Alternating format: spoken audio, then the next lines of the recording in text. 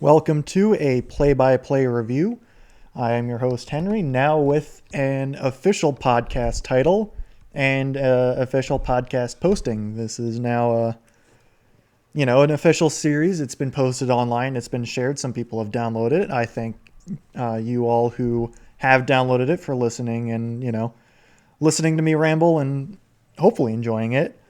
This episode will be the continuation of my preview of the 2025 season. Did the AFC at this point a few weeks ago, and a lot has changed in those few weeks. It is now the NFC is what I'm going to be going over here soon. However, a few AFC news notes to go over, at least big ones. This is after preseason has ended, and the big, huge news that I'm going to be go over soon will date when I'm recording this. But the for AFC news, just to run through this real quick, the Raiders are signing Amari Cooper, bringing him back home, their former first round pick from, I believe, 2016. Might have been 2015, one of the two. I'm checking right here. It was 2015. So bringing him back after they traded away in 2018 to the Dallas Cowboys, who we will certainly be talking about soon enough. But yeah, Amari Cooper, obviously not what he once was as a Raider or even as a Cowboy. The Bills traded for him this past season, and he did not play well at all. Started in the Browns. Had an okay time with the Cleveland Browns. Wasn't horrible, but he got traded to the Bills, and they were really hoping for him to provide another outlet for Josh Allen this past season. Kind of fill that void that Stephon Diggs left after he departed for Houston. But that just did not happen at all. I don't know if he was just released or his contract ended, but he's no longer on the Bills. He's now back with the Raiders. Raiders also traded for Kenny Pickett from the Browns. Not like super interesting, but I feel like we got to cover Kenny Pickett's roster moves at this point just because it's kind of amusing. And they also, I believe, Jacoby Myers requested a trade. Nothing has really happened on that front so far. We'll see if that, comes out of anything. But right now, that's what the Raiders are doing. For the Chiefs, Rashee Rice has been suspended for the first 6 games for his traffic accident that he helped cause and then fled the scene, which was just really horrible. By the way, that was just awful, like seeing the videos of it and just like what happened there. So 6 games is what Goodell, I'm assuming Goodell was the one who oversaw it, and the league have assessed for his disciplinary actions. So he'll be out the first 6 weeks of the season.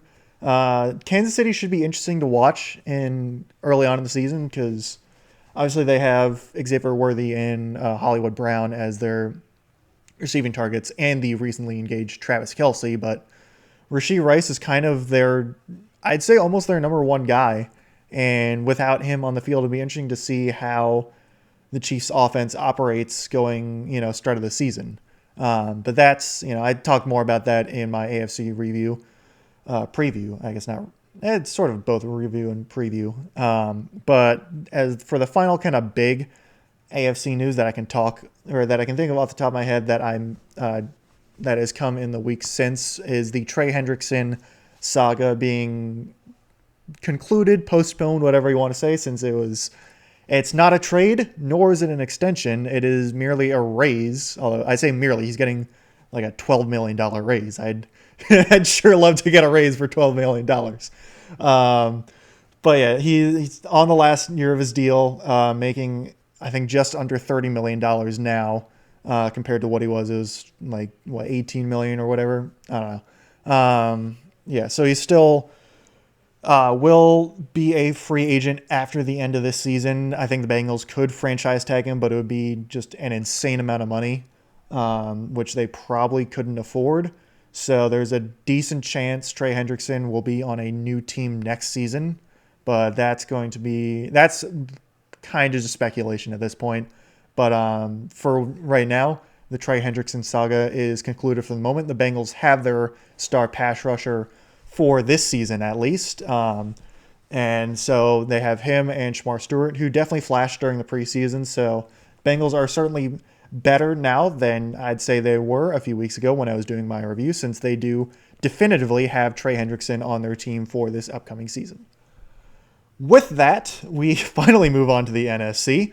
I was going to do this in a sort of reverse order where I would go, I think, like west, south, north, east for the divisions, and opposite of what I did for the AFC preview. I'm still going to end on the NFC East because I have a lot to say about that since that's the division. I am a Washington Commanders fan, and I certainly know a lot more about that division than any other division.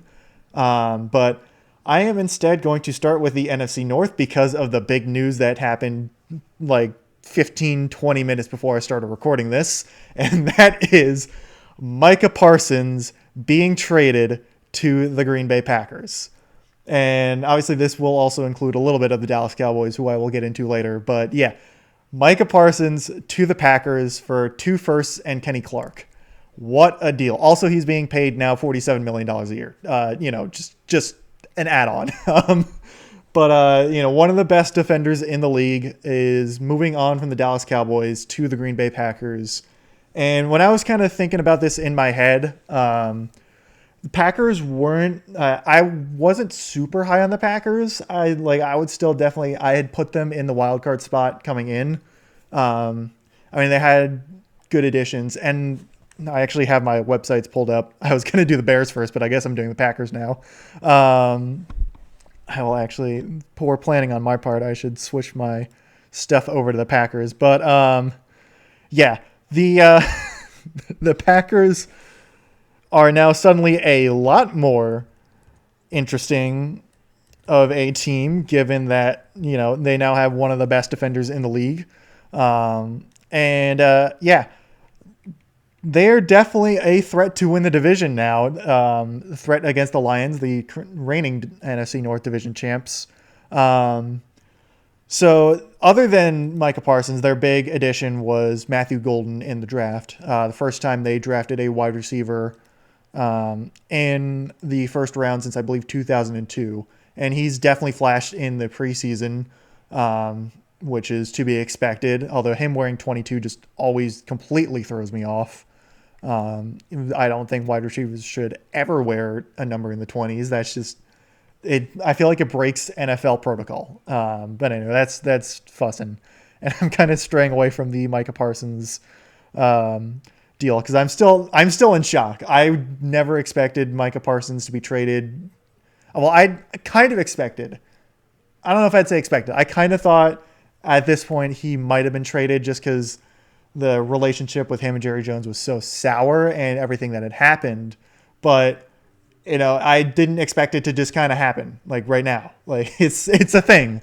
I don't know if it's official yet, but it's a thing. It's happened. Micah Parsons is on the Green Bay Packers now, which is absolutely insane.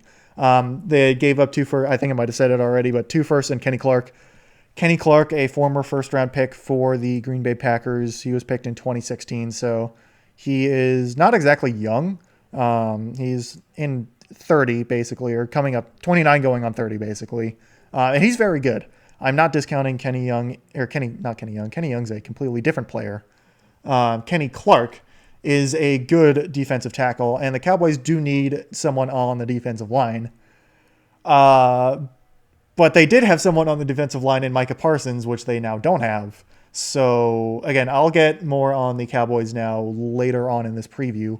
But the Packers, I don't know how they're going to fill that Kenny Clark void. I think they're happy, though, with they're certainly happy with Micah Parsons, since he's just an insanely good football player. And that suddenly brings their defense from, I'd say, good to like a major threat. Major threat. Their secondary is definitely a weak point. They lose Jair Alexander and Eric Stokes. Stokes was a bust of a first-round corner for them. Jair Alexander was a really, really good, if injury-prone corner. So It's secondary is definitely one where I'm worried about for the Packers. They still have Xavier McKinney, and he played really, really well last year. But it's not exactly something that I'm really excited about. I guess I could say it's I think their weakness. They did sign Nate Hobbs to a 4-year deal. Nate Hobbs, a former, I don't think Raider, but maybe a Raider. Um, he was a former Raider. Yes. Former Raiders 5th-round pick, but obviously played well enough to net that contract. So, yeah, it's, again, for the Packers, their defense is, I wasn't expecting much out of their defense up until now. They definitely had plenty of good players, but I wouldn't say it was their, strong suit. Now I think it's going to be much more of a strong suit with Micah Parsons. And I haven't even really gotten their offense. I talked a little about Matthew Golden, who is looking to be that, number one guy. They've had a lot of number two guys on their offense, Jaden Reed, Dontavian Wicks, Christian Watson, Romeo Dobbs. Like, all four of them are solid wide receiver 2, wide receiver 3 guys. They just never had that, definitive playmaking wide receiver 1, like consistent wide receiver 1, up until potentially now with Matthew Golden. We'll see how that goes, because obviously it's pretty hard to predict how first round or rookies will play. I mean, everyone was talking about Marvin Harrison Jr. last year for the Cardinals and how he was going to be, a surefire offensive rookie of the year candidate, put up just insane expectations, and he was fine. I'll talk more about him when I get to the NFC West. But yeah, I haven't even talked about the Packers quarterback yet, and Jordan Love. And yeah, Love is he's a good player. Definitely makes some bad throws. He's kind of sort of in that Brett Favre gunslinger, throw it deep. It might get picked, it might not get picked, but he's definitely gonna put up some balls in the air. And sometimes they'll get picked, sometimes they'll go for touchdowns, but he's definitely I wouldn't say he's the safest with the ball, but he's definitely going to make a splash play here and there. He's not a very conservative quarterback. And obviously it's in, say, the NFC Championship game against the Niners, 2 seasons ago at this point. It did not help at all. But, Jordan Love's still a solid quarterback, definitely above average. So, you pair him with potentially Matthew Golden now, and like the upside of Matthew Golden, that could be a lot better. They have Tucker Kraft at tight end, and he's pretty solid. Josh Jacobs as a running back, and I really like Josh Jacobs. He's one of the guys where I like, because I had him in fantasy or the year I won my fantasy championship back in 2020. So I've always liked Josh Jacobs, and he had a pretty good year for them last year. He's not the best receiving back in the world, but he's a really good runner. Obviously, he's getting up there in age for a running back, not in just the grand scheme of things, but for a running back, since everyone measures running back years. I mean, he's 27, and running back years, they're kind of like dog years almost, or like maybe the reverse of dog years, where it's like he's 27, but in running back years, that's like 53 at this point or something like that. I mean, who knows? He could still probably have like 4 or 5 more good years left in him, but that's kind of been the consensus for a lot of teams and fans now, is that running backs, when they start getting, in their late 20s and especially in their 30s, the skill ceiling definitely starts to fall off. But I mean, I still think Josh Jacobs is a good running back. I still think he provides a good alternative for the offense for Green Bay. I don't know too much about their offensive line and if it's going to be any good. Obviously, they lost David Bakhtiari the past offseason, I believe, to retirement. He dealt with a ton of injuries, and I don't think it's like an amazing offensive line from what I can tell. I mean, I'm actually going to see if I can look up offensive line rankings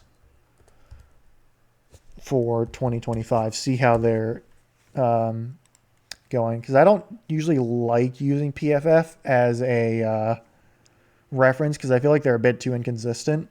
But PFF has them at 14. PFF is also just the first website that popped up for me. So I mean, it's let's see what ESPN says. ESPN has them at 10, but I think that's just of the. Oh, no, that is from everything. So actually, their offensive line is better than I was expecting. It just didn't seem. I didn't really think of like outside of Elton Jenkins, there were no names that just off the top of my head that I recognize. But that's also just me. I am not exactly the leading expert in offensive linemen out there. But yeah, I think anyway, I have very much rambled on in this segment because this is a lot of like, oh my God, Micah Parsons just got traded. I need to go talk about it now. I was planning on recording this today anyway, but Micah Parsons news just kind of frazzled me. Yeah, I've rambled a lot about the Green Bay Packers. My thoughts now are that they are much more of a threat than they were about 30 minutes ago. Not that they weren't a threat at all. They're definitely a wild card team. They were a wild card team this past year, I think. Yeah, they were. Yeah, and they lost to Philly. But yeah, now they're definitely a good threat to win the division against Detroit, who I will probably talk at the end. Let's see. I had the Bears next. I think I'll probably go with the Bears next. Yeah, we'll go with the Bears next. Wrapping up my thoughts on the Packers, I kind of already did that. They are a pretty good threat to win the division. I think we'll see the Packers in the postseason now with their new addition on the defensive side of the ball. It's really, I think, offensively is Matthew Golden the guy that they picked him to be. And I think he will be, at least to a good extent. I think he's going to be a better wide receiver than who they have now. So I don't know if he's going to be like a surefire top 10 wide receiver, at least in his rookie year, but I think he's going to be good.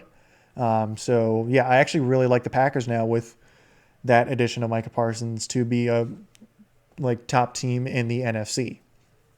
As for the Bears, who were not a top team in the NFC at all this past season, they did a lot of good work, I think, in addressing a lot of their key needs. Obviously, they had their biggest issue not on the field was coaching.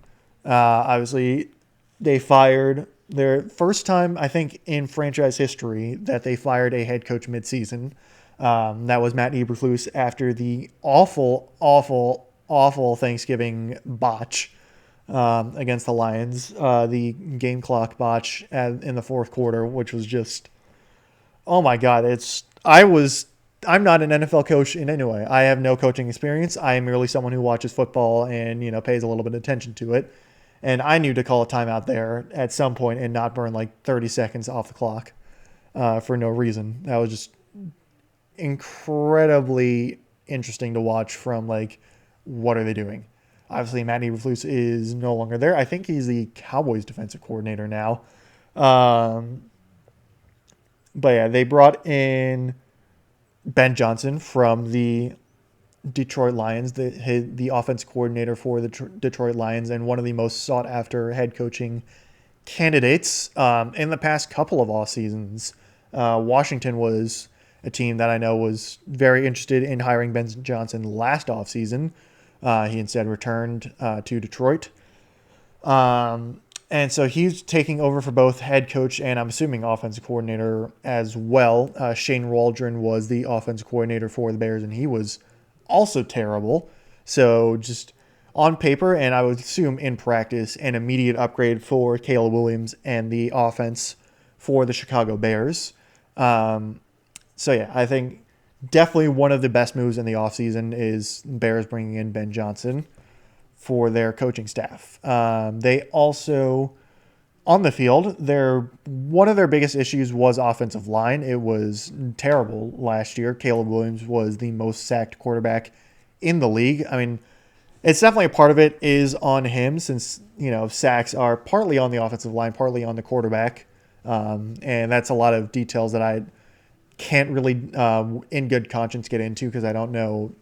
I can say it's like, I know that it's a lot of reading protections and QBs scrambling, not reading the pocket and pass rushing correctly. I can say that's what happens. I don't know the specifics on it. Like, I can't do a film breakdown and say it's like, oh, Caleb, misread the blitz assignment here and didn't, adjust protection to the offensive line, blah, blah, blah, blah, blah. I can't do that. I don't know.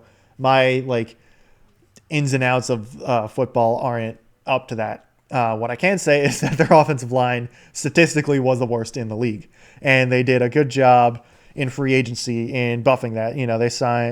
They signed Drew Dahlman for center, traded for Joe Tooney from the Chiefs and Jonah Jackson for the from the Rams. Tooney was a very, very good offensive lineman in his time, definitely getting towards the latter part of his career, former Patriot, former Chief. But yeah, they bring in, completely revamp their interior offensive line, basically, which is, something that they desperately needed to do. Braxton Jones and Darnell Wright. Darnell Wright is a first-round pick, yes, from 2023. So he was there. Braxton Jones is a former fifth-round pick. So those are the tackles. But yeah, it's a completely revamped interior offensive line. They're suddenly now ranked at number 3 overall for their offensive line. Definitely a step up from last year. So yeah, it's going from a weakness to what looks to be a strength is very, very promising. Their wide receiver core was very highly touted going into last year, but it was kind of flopped. Keenan Allen was supposed to be the veteran presence, and he just had a terrible year. He's now back with the LA Chargers.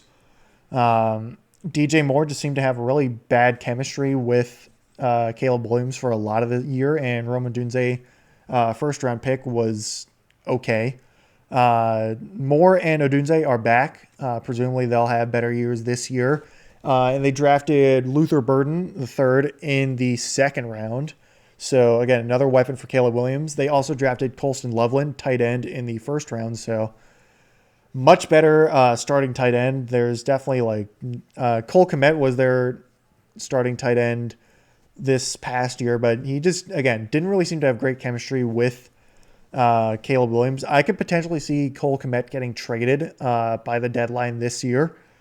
Since I think he's a solid tight end. Obviously, he's getting up there.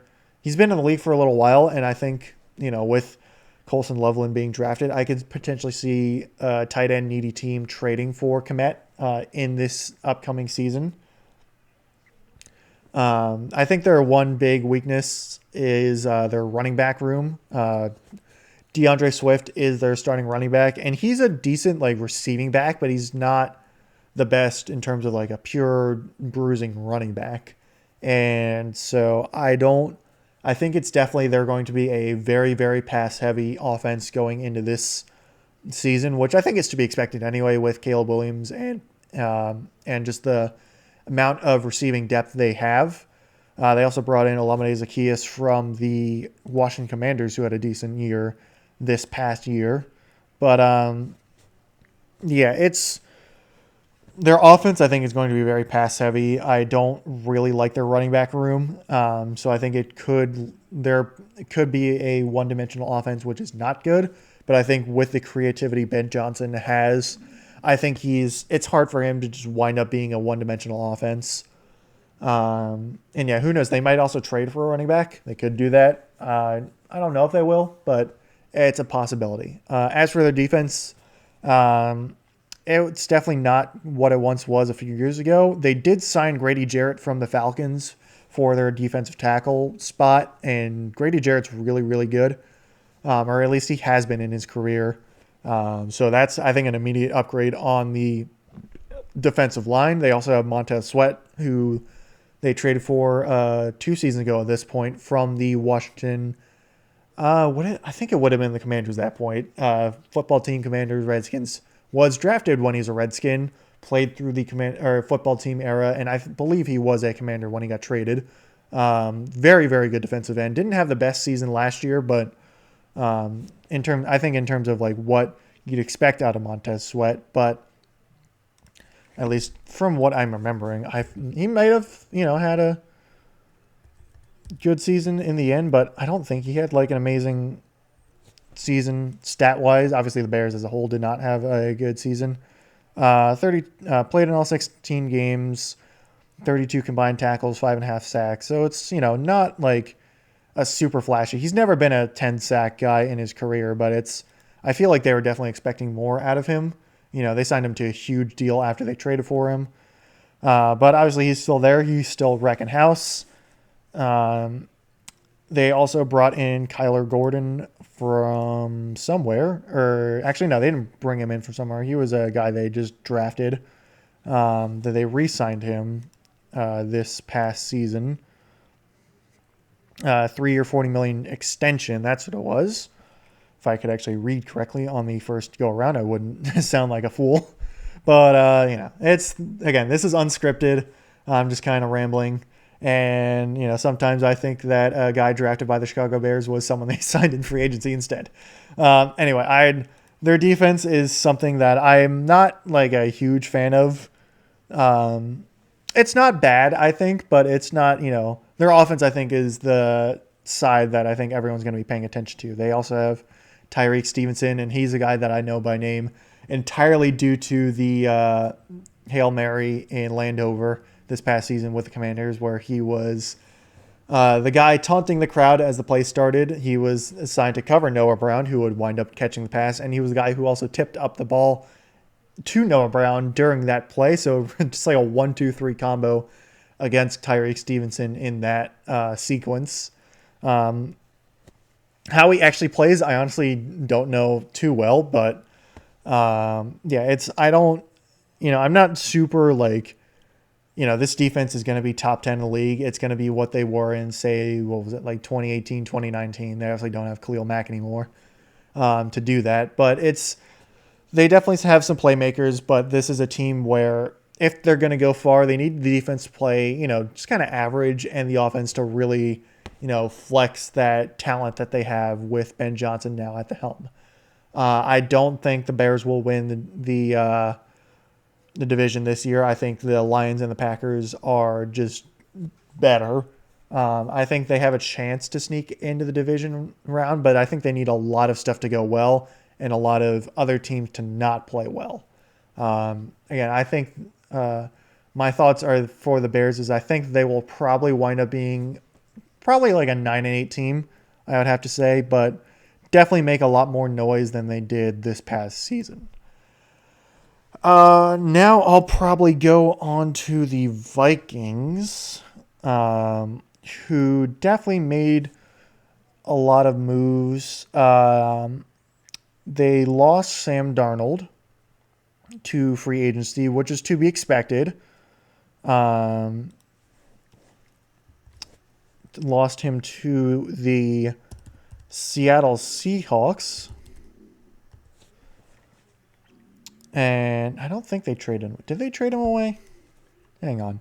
I feel like he was just on a 1-year deal, and the Seattle Seahawks just signed him. I could be wrong, but I'm pretty sure he was just traded away. Because I feel like he was on a 1-year prove-it deal, and he did really prove it. Yes, it was just a free agency signing. It was not a trade, which I figured was the deal. But yeah, it was. I think everyone going into this last year was like, McCarthy's injured, he's out for the season. Darnold's, Sam Darnold, we know who he is.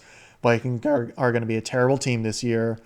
And Sam Darnold balled out. He kind of played up to that potential that he was drafted in, I believe, 3rd overall by the Jets back in 2018. Obviously, he had his worst 2 games of the season in probably the 2 of the most important games at the end of the year, but still he led the Vikings to a 14-2 record, or it might have been 14-3, 14-2. I don't know. A really good record, led them to the playoffs, choked in the playoffs to the Rams, and they're really, really good defense. And the Rams are definitely expecting a lot out of J.J. McCarthy. He's going into year 2, but obviously only played a little bit in the preseason in his rookie year, and this year didn't play any after an injury. I don't remember the exact injury it was, but It was a injury that or I guess it would be an injury to be grammatically correct. So he's still kind of a rookie. So we'll see how it goes for McCarthy. He's still obviously a very, no one really knows definitively how he's going to play. But just with how the rest of that 2024 QB class played, I think there's precedent to say he's going to play well.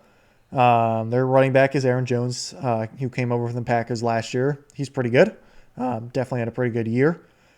And I think he'll probably have another good year as well. He's kind of in the same boat as Josh Jacobs. I should probably slow down on how I'm talking. I'm going really, really fast with my ramblings. But Jones is another one where he is getting up in the age department. He is 30 at the moment. So, again, in running back years, he could start to fall off. I don't think he will. I feel like that is kind of blown out of proportion a little bit, since Aaron Jones has definitely been someone who has played consistently over his career. As for their wide receiver room, which was a big strength, it's going to, at least for the start of the season, be a little shaky. Jordan Addison, former first rounder, is suspended through 4 games, I believe, for, I think, PEDs. And Justin Jefferson, who is he's top 2 wide receiver. You could say either him or Jamar Chase is the best receiver in the league. He is dealing with an injury, so we'll see how it goes. Ooh, voice crack. We'll see how it goes for Justin Jefferson and the start of the year. They did also just recently trade from the Carolina Panthers an old friend in Adam Thielen. Obviously, Thielen is not what he once was like 6-7 years ago, but he's a veteran presence, knows the Vikings, just the Vikings as a whole. He's obviously made a name for himself as a Minnesota Viking. So I think it's a good trade for someone who can just kind of be a pretty reliable target while the rest of the starting wide receiver room is unreliable. They still have TJ Hawkinson, who's a really, really solid tight end, who they traded for with the Lions a few years back. So it's a pretty good wide receiver, or just offensive skill set overall for McCarthy. McCarthy's going into a really good position. And he has Kevin O'Connell as his coach, and KOC just seems to be a really, really good offensive coach. Obviously did a lot with Sam Darnold this past year. Let me see what the offensive line rankings are for the Vikings. Vikings are, where are they? They are ranked 4th for ESPN at the moment. So that's pretty good. Obviously, they have Christian Darrisaw, who is a very, very good offensive lineman, dealing with an injury. But, again, good offensive lineman. They've got some good spots there. So I think it will be a pretty good offense this year. Don't know if it's going to be quite as flashy as it was this past year. I'm kind of racing into my thoughts on the Vikings as a whole, and I don't really know if they're going to be quite as good on the defensive side. They did bring in John Allen from the Commanders, who's not quite what he once was. And say like 2018, 2019, 2020. But he's still pretty solid. They also brought in Javon Hargrave and Andrew Van Ginkel. Van Ginkel had a really, really nice year for the Ravens last year. So we'll see how that goes. Ooh, another voice crack. Jeez. I've been dealing with, I don't know if it's allergies or just some kind of cold, but it does not help for recording a podcast where I need my voice to be consistent, and my voice just gets really scratchy overall. But I'll definitely get a drink of water after I finish up with the Lions here. They also re-signed Byron Murphy for cornerback, brought in Jeff Okudah, another journeyman, former 3rd overall pick in 2020. So it's, again, I don't really know how I can like not say the Vikings are going to be good this year, but I don't know. For some reason, I'm just like not super confident in the Vikings this year. I think they're probably going to wind up making the wild card. I think it's another, this year's going to be another multiple NFC North teams make the playoffs. But it's really, really tough for me for the playoffs since I think, racing ahead to the NFC East real quick, I think the Eagles and the Commanders are going to make the playoffs. Both of them are, which leads two other wildcard teams. And, it's between just the NFC North alone, Bears, Vikings, and, Packers, Lions. All of them have a chance to make the playoffs this year, I think. I still think the Bears are outside looking in. I think the Vikings are starting to get to that point. And I think also the Lions potentially could take a step back with how they're going. And I'll get to Lions here in a sec. But yeah, I think the kind of flipping ahead to the NFC South, just kind of to complete this thought, I don't think anyone from the NFC South is making a wild card this year.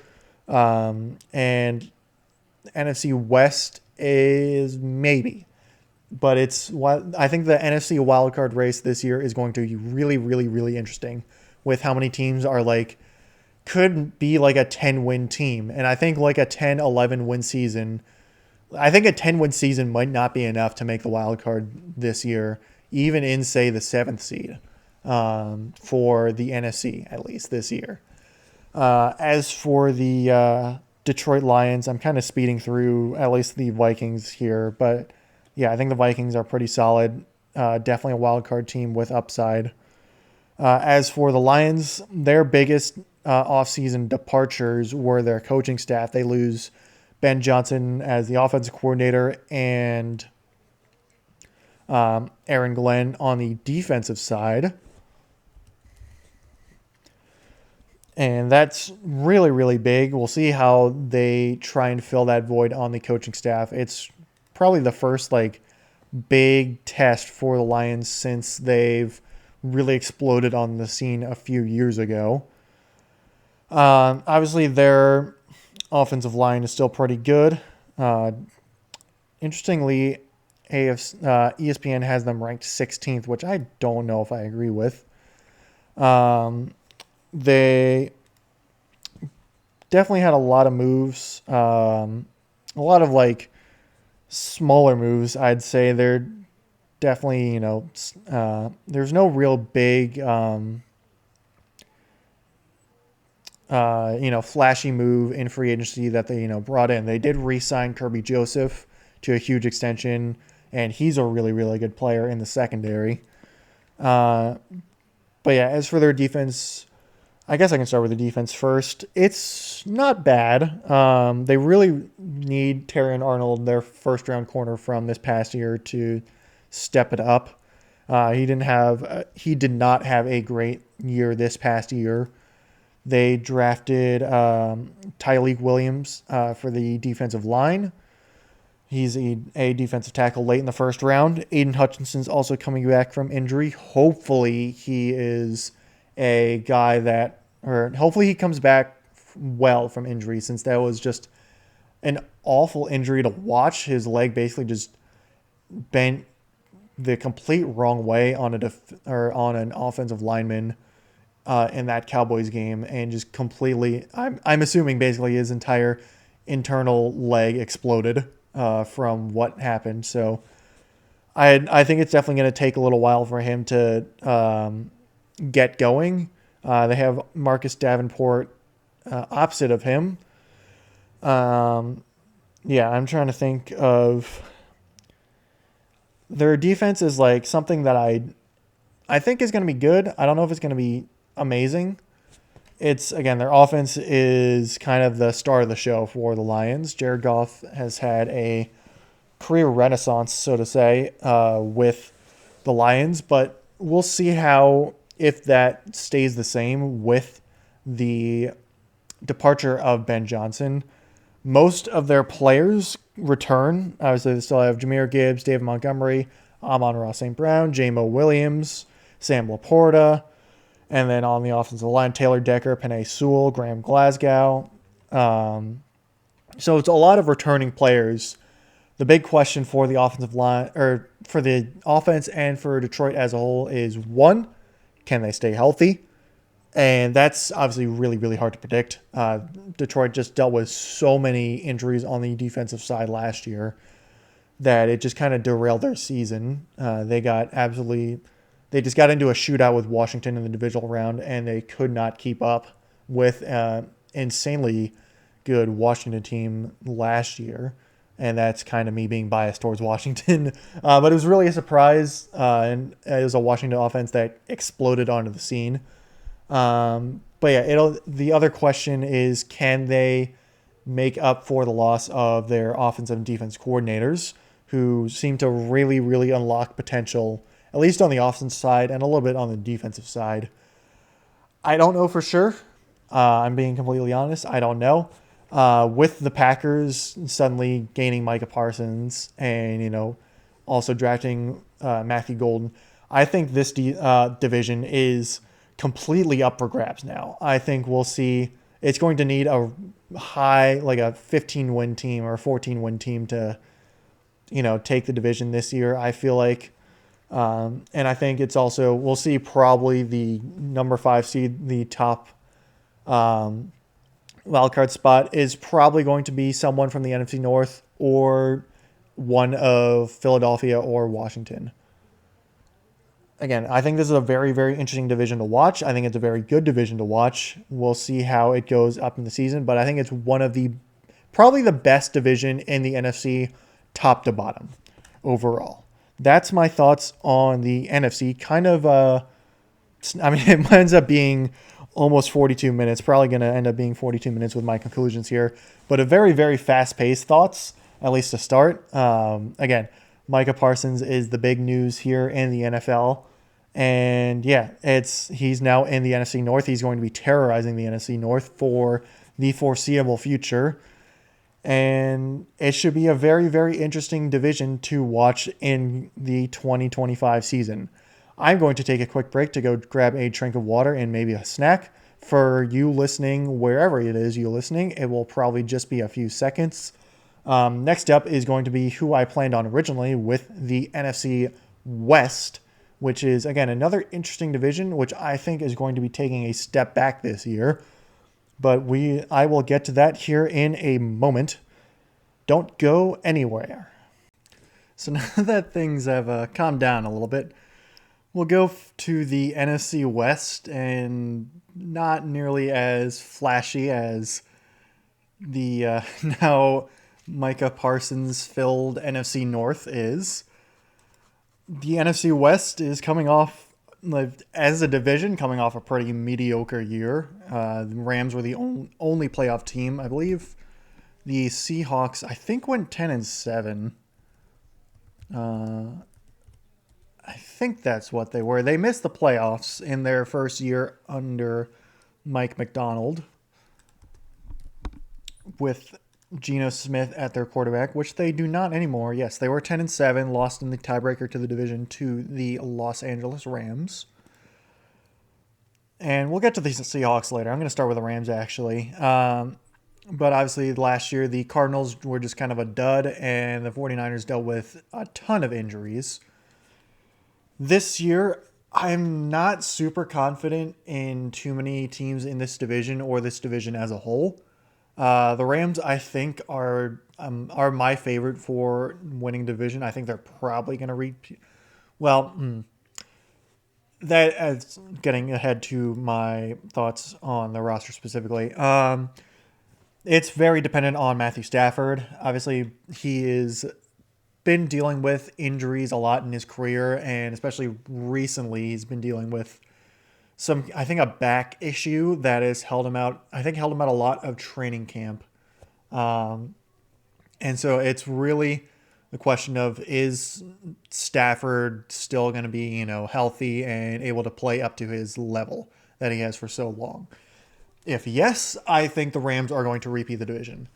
If no, I think the division is going to be wide, wide open. But I'm going to err on the side of yes. I think Matthew Stafford will still be there. I think he'll still play pretty well. I don't know if he's going to be, quite 100%, but I think it's Stafford is going to be okay. Obviously, they have Kyron Williams, who I believe they signed to an extension this past offseason. That or 2 off seasons ago.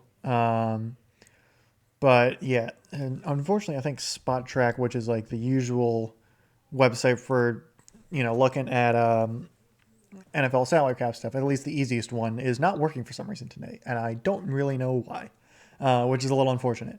But Kyron Williams is a solid, multi-tool running back. He's good in the passing game. He's good in the run game. He's not like a Derrick Henry, just run it down your throat 50 times a game type of guy, but he's definitely a dangerous weapon. Sean McVay definitely seems to like him, and obviously he's in a Sean McVay offense, and they always seem to just find ways to get their skill positions in space to make plays.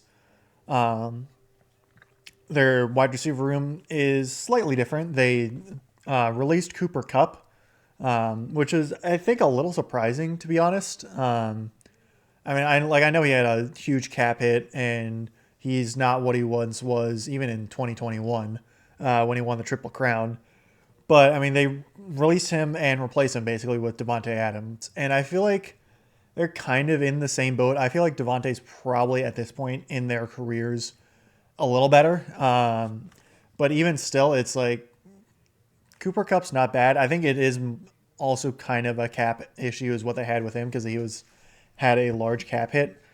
But again, they did also sign Devontae Adams to a 2-year, $46 million contract. So it's not like he's comes cheap at all. But I think it is partly Devontae Adams is a little bit better and partly a cap thing for the Rams there. They also have Puka Nacua coming back, and he had a very injury-riddled season last year. So hopefully he can get back to that rookie form that he showed where he just absolutely balled out. Other than that, their wide receiver room is kind of not amazing. Tutu Atwell is listed as their number 3. They don't have a lot of wide receiver depth. And their starting tight end, Tyler Higbee, again, he was good a while ago. I don't really know. I think he dealt with a lot of injuries one big injury last season. He was out for a good chunk of the season last year. So we'll see how it goes if he can get back to his old form. And again, it's really going to be for the Rams offense. It's going to be the Puka Nacua, Devontae Adams show, which is to be expected. ESPN has their offensive line ranked somewhere on here, ranked 7th. Kevin Dotson and Steven Avila are the names that I recognize. I'm not a huge offensive line aficionado, so I can't say this guy's going to be the next Jason Kelsey or whatever, or he's going to, be the next Trent Williams, blah, blah, blah, blah, blah. What I can say is that I don't remember hearing too much of the Rams offensive line being bad last year, and considering they're ranked 7th by ESPN this year, I think they're probably going to have a pretty good offensive line there. Their defense, though, that was the real surprise. I'd say surprise, yeah, last year, where it was Rams defense hadn't really been like the thing that had carried them for really the entire Sean McVay era, because Sean McVay is like the offensive genius that he is. He's not the defensive guy. Obviously, they had Wade Phillips back in their original 2017 to 2018, 2019, that era. But I mean, Wade Phillips has been retired for a while now. And they had, what was it? Not Robert Saleh. He was in San Francisco. They had someone on their defensive side that I feel like has a head coaching job, but I can't remember at this point. Anyway, their defense was. I wouldn't say their defense had ever really been bad over the past few years, but it wasn't amazing. Obviously, they did win the Super Bowl, and that was with Aaron Donald. And Aaron Donald is just an absolute freak of nature and just transcended football. He was just absurd. And they definitely felt the loss last year. With that being said, they had an influx of young talent come in. Obviously, their top two picks, the eventual defensive rookie of the year winner last year, Jared Verse, along with their second round pick, Braden Fisk. They also had Kobe Turner, Byron Young as well. I don't think Byron Young's like a rookie or a young guy. I mean, he's 27, so he's a 2023 pick. So he's still, it actually was his second season last year. They brought over Cam Curl last year from Washington. And yeah, their defense actually was kind of insane last year by the time season ended. They absolutely demolished the Vikings in their playoff game and gave the Eagles a run for their money in the divisional. They're the only team to really, scare the Eagles. They actually almost won in that snow game.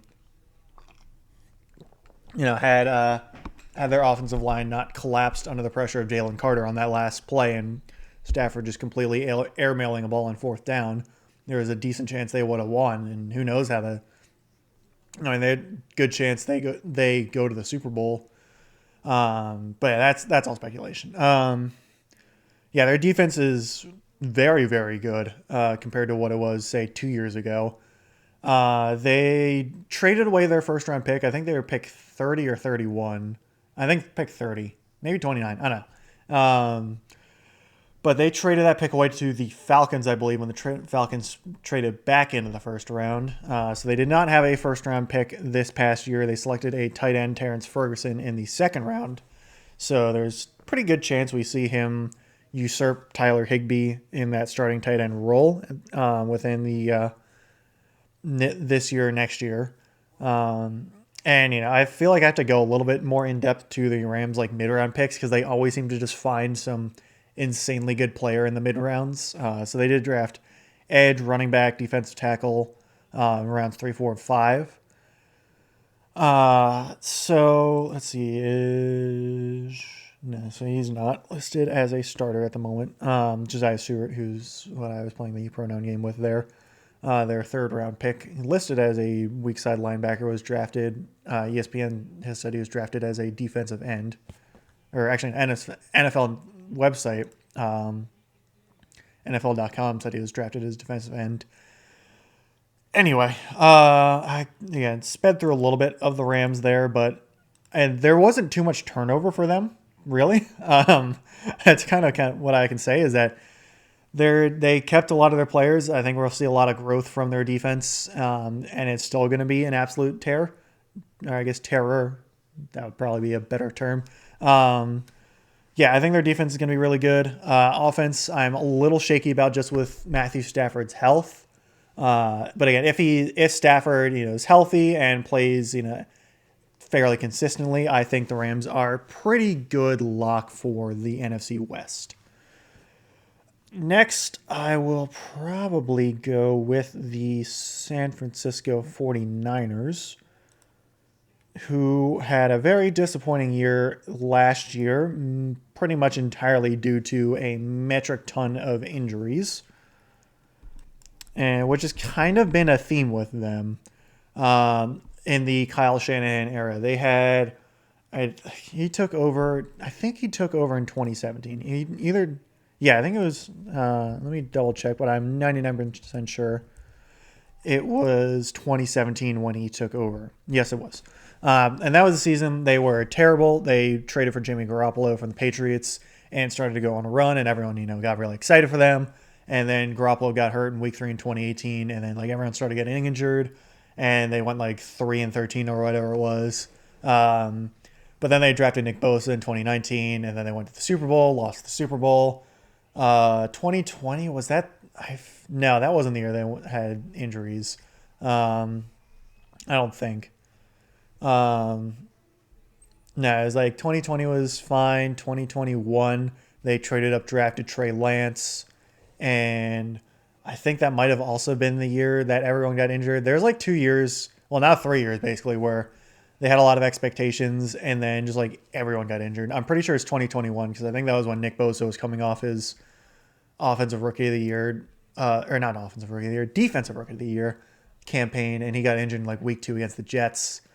And then Trey Lance got injured as well, and it was just a whole thing. And then Obviously, they had traded away their first round pick to whoever it was they traded up for to get Trey Lance. I don't remember. But yeah, they they traded away, and then 2023 they signed Christian McCaffrey, and then they went to the Super Bowl, lost to the Chiefs again, and then 2024 everyone got injured again, and they had a really terrible year. They drafted um, Michael Williams, 11th overall for the edge, defensive edge, I should say. Um, and he's also dealing with injury, just like looking at the San Francisco depth chart on ESPN, there's more like questionables, outs, and IRs than there are, I feel like, non-injured players at the moment, which is not a good sign, to say the least. Obviously, I'd say the big move for San Francisco was extending Brock Purdy to a massive deal. It was definitely deserved. Obviously, he's Mr. Irrelevant, and he's playing very well to net that contract. It's, I think, like $55 million a year or something like that. Let me check. Where is it? Does not say on NFL that the average annual value, but it is a 5-year, $265 million contract. I wish I could make that money. That would be awesome. But yeah, obviously they locked down Brock Purdy, and they really needed to do that since they made one of the worst draft day trade and selections of all time, honestly, with that Trey Lance pick. And yeah, it just kind of gets overshadowed by the fact that Brock Purdy has come in and balled out. They brought back Kyle Juszczyk, one of the last great fullbacks of the NFL at the moment. There was a lot of departures for their defense, I know. They obviously lost Dre Greenlaw and Talanoa Hufanga to the Broncos. I wouldn't say they lost Devontae Greenlaw. I think he just retired like mid-game. But it was just a lot of depth and some like kind of lower end starters just losing. They lost Javon Hargrave to the Vikings. I don't think I really mentioned Hargrave too much when I was going over the Vikings, but that's another signing they had.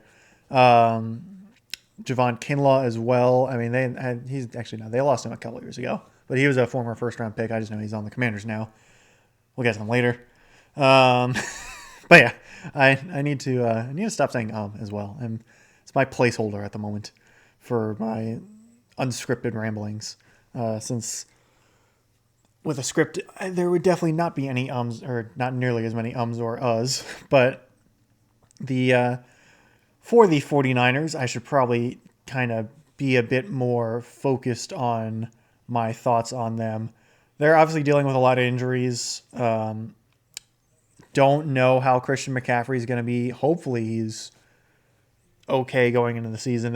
Haven't really seen anything like, oh, Christian McCaffrey is dealing with a hamstring injury or blah blah blah kind of injury. Haven't seen any of that really. He did not play at all in the preseason, so it's just so hard to gauge how, like, if he's going to play all 16 games this season. So I just cannot definitively say that, like, yeah, their offense is going to be what it was in 2023. McCaffrey's going to ball out again. I just can't really say it because he's just dealt with multiple injuries last year that held him out for all but a couple games. They brought in Brian Robinson Jr. from the Commanders, traded, I think, a 6th-round pick. So, again, I don't mind B-Rob. I think he was a pretty solid starter in Washington. He's not a super explosive guy in the run game. Was definitely someone who was kind of didn't have the best vision, would usually churn out just kind of 2 or 3 yards, and that was it on most runs. But I like him. I mean, obviously he dealt with gunshot injury in his rookie year, so I have nothing against the guy. Hope he does well in San Francisco. And the ironic part is that he's going to the team with the other gunshot victim in his rookie year and Ricky Pearsall. Luckily, both of them are alive, playing football, and doing fine from the looks of it. So great to see that they're doing okay. Obviously, what happened to both of them was terrible, and I'll try not to really joke about that anymore, or really kind of make light of it, since it's both scary situations for both of them. Hopefully, Pearsall, he's doesn't have a questionable mark next to him, so theoretically should be playing all 16 games this season, unless he gets injured. But again, I don't want to predict injury there, so we'll play all 16 games. Hopefully, it should be good for them, and they definitely need him to really step up and be one of their top receiving threats, since they traded away Deebo Samuel to the Commanders this past offseason, and Brandon Ayuk, who they signed to a massive extension last offseason, is out with injury. Will probably, I think, I'm pretty sure it was an ACL tear last year that he had in like week 6 or something like that. So he's definitely going to be out for a little bit. They also signed Demarcus Robinson from the Rams, I believe, as sort of a veteran, reliable target, but he's suspended through a couple of games for some substance issue. I don't remember exactly. Either way, it's a very thin wide receiver core to start. Their starters right now listed on ESPN are Juwan Jennings, who is questionable and solid player, but I wouldn't really say he's a wide receiver one. Had some really good games last year, though. But Juwan Jennings, Ricky Pearsall, and Russell Gage, who is also questionable and is very much like that wide receiver 3. Anyway, I just took a huge breath there to kind of slow myself down. They also have, obviously, George Kittle, who is a monster in the passing game. And again, he's someone where you can afford to not have a wide receiver 1 for a little bit when you have George Kittle, because Kittle is really, really good. So it's not like this offense is going to, be awful. But I think there's definitely a lot of concerns going into the season with this offense. They still have Trent Williams, and he's just absolutely insane for blindside. ESPN has them ranked 12th for their offensive line. So it's again, it's an offense where they definitely have the talent. They have the system with Kyle Shanahan. It's just the reliability and the questions concerning injuries, and maybe they might take a step back with not the same players. No Deebo Samuel, no Brandon Ayuk obviously no more Deebo Samuel, period. No Brandon Ayuk for a good chunk of the early season. So it's, can the new guys and the young guys and the brought in veterans, can they fill that void? And honestly, I don't know. I cannot confidently say that this offense is going to be great this year. There's just too many questions in my mind. As for their defense, kind of similar. They just lost a lot of players on the defensive side of the ball with just how, like, cap issues and stuff. Obviously, injury questions there as well.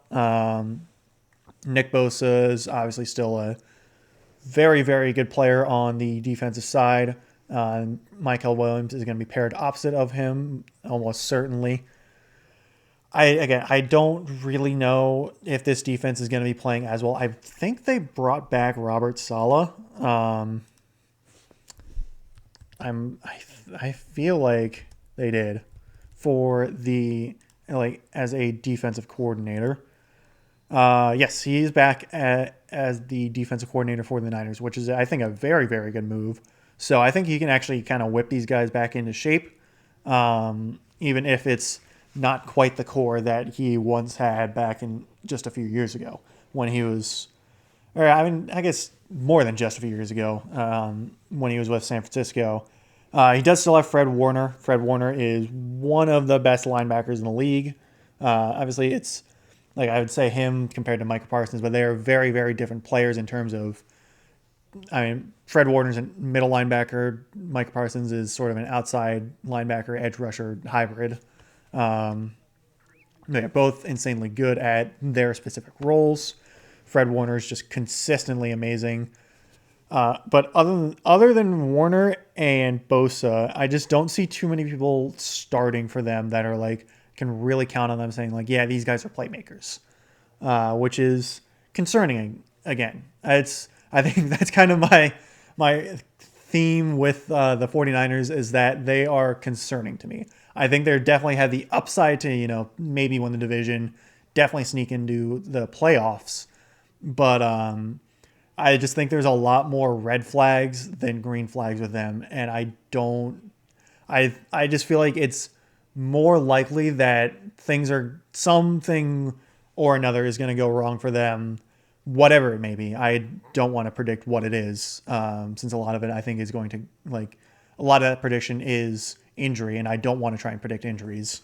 But I just think also with just the talent exodus that they had and just the uncertainties that they have with the amount of talent injured and unknowns at their positions at the moment, I just don't really know if I can say that the 49ers are going to be good overall this year. I think my guess is they would probably end up around 500, maybe like a 8-9, 7-10 if things start to tilt in the wrong direction for them. That's my thoughts for the 49ers, I would say. I'll go with probably the Seahawks next. In my review, as I switched around my different websites to the Seahawks.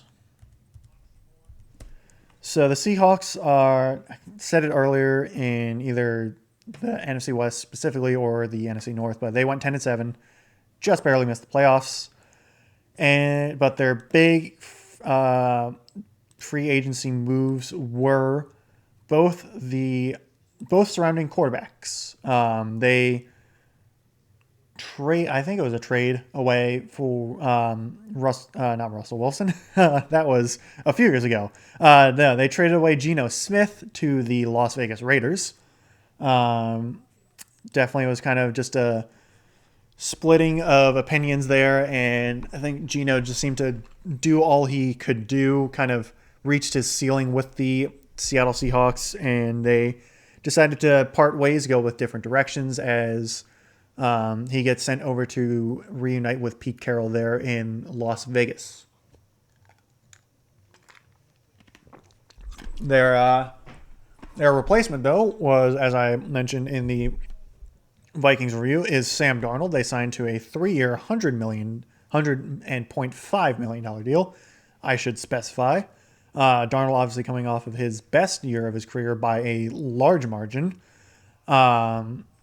And yeah, he is now taking the reins for the Seattle Seahawks. He also has a new weapon in Cooper Kupp, who signed a 3-year, $45 million deal after he was released by the Rams, which I just recently talked about. They did trade away DK Metcalf to the Steelers, so there's definitely not quite as much of a talent on, or there's definitely not that big threat that they have with the receiver core as they did, with DK Metcalf. He's that big body, deep threat that really thrived under Russell Wilson, because Russell Wilson's really, really good at throwing the deep ball. They still have Jackson Smith and Jigba, who has put on, I think, his best season. All of, 2 seasons? Yeah, he's only been in the league for 2 years, so it's not like it was either going to be his best or worst season compared to his rookie year, but he put in a better season, caught over 1,000 yards, or went for over 1,000 yards, receiving 6 touchdowns. So there's that. So probably JSN's probably going to be the number 1. Cooper Kupp is the wide receiver 2. They did also lose Tyler Lockett to free agency. He went to the Titans, although Lockett's definitely a guy who's reaching the end of his career. So it's like, I'm sure Seahawks fans are sad to see him go because he was such a reliable target for them for 7, 8, 9 years, however long it was. But the production is definitely it's not something you're going to be missing. Oh man, we really, really need to find a replacement for Tyler Lockett in 2025. With that being said, their wide receiver room after JSN and Cooper Kupp is not amazing. Torrey Horton is listed as their wide receiver 3. He's also questionable. He is a 5th-round rookie this year, so we'll see, if he kind of maintains that wide receiver 3 spot as he's listed in at the moment. AJ Barner, who I couldn't tell you who he is listed as their starting tight end. He was a 2024 4th-round pick, so he caught 30 catches on 38 targets for 245 yards and 4 touchdowns. So him starting at tight end doesn't look amazing. They did draft Elijah Arroyo in the 2nd round, though, out of Miami. So decent chance we see him take over that spot. But their draft actually, to start, was actually pretty good. They drafted Gray Zabel, guard out of North Dakota State. And from what I saw, he was getting a lot of really good reviews in the preseason. And offensive line was definitely something that people were really concerned about with the Seahawks going into the offseason. And Gray Zabel is obviously going to help that a lot. ESPN still has them ranked 27th, so it's not like they're lighting the world on fire with their offensive line. I also have Charles Cross at blindside. He's a former 9th overall pick in 2022. But yeah, ESPN ranks them 27th. I'm inclined to agree that it's probably pretty close to there. So it's definitely a weakness. I'm not very thrilled about this offense as a whole. Sam Darnold's coming off his best year. I don't know how consistent that's going to be because, again, he's coming from the Vikings. And that's a system with a good offensive line, a really good offensive-minded head coach in Kevin O'Connell.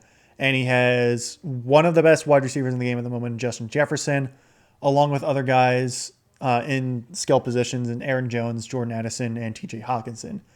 Going from that situation to the Seahawks currently is very much on paper a downgrade. Obviously, their head coach, Mike McDonald, is a defensive guy. Not that I don't think he's a bad head coach at all. I don't think he's a bad head coach. He's just not an offensive guy like Kevin O'Connell. And also, so Kenneth Walker and Zach Charbonnet as the 1 and 2 running backs for Seattle they're fine. I feel like Kenneth Walker should be better than he has played. I know he's dealt with a lot of injuries, and I think that's really hampered him a lot, so hopefully he can stay healthy. But going from your wide receiver core, going from Justin Jefferson and Jordan Addison and TJ Hawkinson to JSN, Cooper Kupp in 2025, and AJ Barner, Elijah Arroyo, whoever you want to say is the starting tight end, is definitely a downgrade. Not that I think Jackson Smith and Jigma or Cooper Kupp are bad. I just think Jefferson, Addison, Hawkinson, much better. So, who knows? Darnold could prove everyone wrong again and ball out again. I think it would be pretty cool to see that. I always like to see quarterbacks play good instead of play bad. Unless they're playing for the Cowboys, Eagles, Giants, then I want to see quarterbacks play bad. But that's just me being a Commanders fan and a fan of watching my rivals fail. And the Cowboys certainly failed today, but we'll get to that later. Anyway, I'm very, very excited to tear into Jerry Jones, as you can tell. Their defense, meanwhile, for the Seahawks, again, has definitely a lot of players. Byron Murphy II, their first-round pick last year. They're definitely looking to keep improving. They have Leonard Williams, who they traded for. I think it was in 2023 they traded for him. He's very good. They signed DeMarcus Lawrence over from the Dallas Cowboys, longtime Dallas Cowboy, who is now in a new home for the first time in his career. Spent his first 10 years in Dallas, now in Seattle. So, again, should be pretty interesting to watch on the defensive line for the Seahawks. I don't think their defense played amazing. I think it definitely took them a little while to get going. They do have Devin Witherspoon, who's also a former first-round pick, 5th overall pick. Did not have an interception last year. I don't know how well. Let me actually Let me actually use PFF because I feel like it's probably easiest for me to, check his grades. So he's a 75 overall grade. Definitely seems like a good grade. So actually so I definitely seem to have a pretty decent year. And having him in the secondary is good. They also drafted Nick Eamon-Wari for the safety slot, which is pretty good pick from the looks of things. That's where that depth chart is. I know Reek Woolen, who was a guy that exploded on the scene for the Seahawks, definitely had a down couple of years. I'm not, 100% on their secondary. I don't think it's going to be amazing, but I think it's a division where the rushing attack is almost just as important to defend as the passing attack. Because they're going up against McCaffrey and the 49ers, and the 49ers team loves to use that. Like, they love a lot of motion and, like jet sweeps. It's, that's Shanahan offense where they're doing a lot of horizontal movement before the snap, a lot of rushes, a lot of end arounds, stuff like that. Rams have Kyron Williams, who's good. And then Cardinals have Kyler Murray and James Conner for the rushing attack. We'll get to the Cardinals here in a moment. So, yeah, it's a defensive line, which, again, it's not just stopping the run. It's also pass rushing. But, stack a lot of big bodies on the defensive line. It's probably going to be pretty good for defending the run, which is smart. Again, having Mike Macdonald, who had a lot of success in Baltimore, head coaching the Seattle Seahawks, I don't think their defense is going to be bad by any stretch of the matter. I think their defense is actually going to improve a bit. But I don't think the defense is what we should be concerned about going into the season. I think it's the offense. And I just don't think the offense is going to be good enough for the Seahawks to really make some noise this year. Sam Darnold could prove us wrong, could prove me wrong, and ball out. And it'll be cool to see. But I don't think it's going to happen. I think the Seahawks are probably going to, probably play pretty similar to what they did last year and probably barely miss the playoffs is what I had to guess. I think both them and the 49ers are going to wind up being around 500, maybe a little bit better, maybe a little bit worse. And this is also not really taking into account strength of schedule. That's not something I've really been looking into all that much. I probably should have been doing that, but at this point, I just haven't. And it's also, I feel like strength of schedule it's good to look at in the preseason, but things can change very, very quickly, like 3 weeks into the season. So it's like, I can predict things only so much, and I don't really want to just use another thing where it's like I'm making educated guesses, but that's about it. I'm just trying to give my thoughts, and I tend to look more at the players and, seeing like what teams have added, what teams have lost, how I think they're going to perform, how I think they've performed based on past experiences, as you've already heard in the AFC and so far in this one as well. So anyway, with that, we go to the Arizona Cardinals, which again, give me just a few moments to actually click the correct links and buttons to go to the Arizona Cardinals and not just flip-flop between rosters and depth charts of the Seattle Seahawks as I was just doing there. Okay, let me type in Cardinals. So let me see if I can start to multitask here with my thoughts while doing things. Cardinals, draft-wise, definitely had a good start to the draft. Walter Nolan and Will Johnson. Will Johnson, cornerback out of Michigan, was someone that a lot of people were projecting to go in the first round. Like, they're basically the gist of it was he's a first-round talent, but he was dealing with a lot of injuries in his senior year that definitely scared a lot of teams because they were pretty serious injuries. And so that's why he fell to the second round. The Cardinals picked him in the second round. So, and it's if he stays healthy, Cardinals would have gotten a steal for their cornerback room, which they desperately needed. If not, it's oh well. It's kind of what you do when you take a player with injury risk.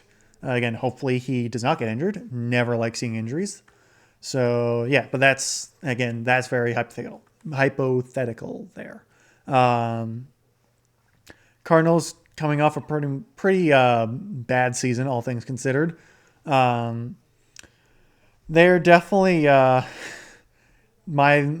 I think they're gonna again be the worst team in the division. I just don't really have too much confidence in this coaching staff or this offense. Really, I think Kyler Murray has a lot of talent, but he just does not seem consistent enough as a player. I know he's dealt with injuries in his career, but this past year he didn't.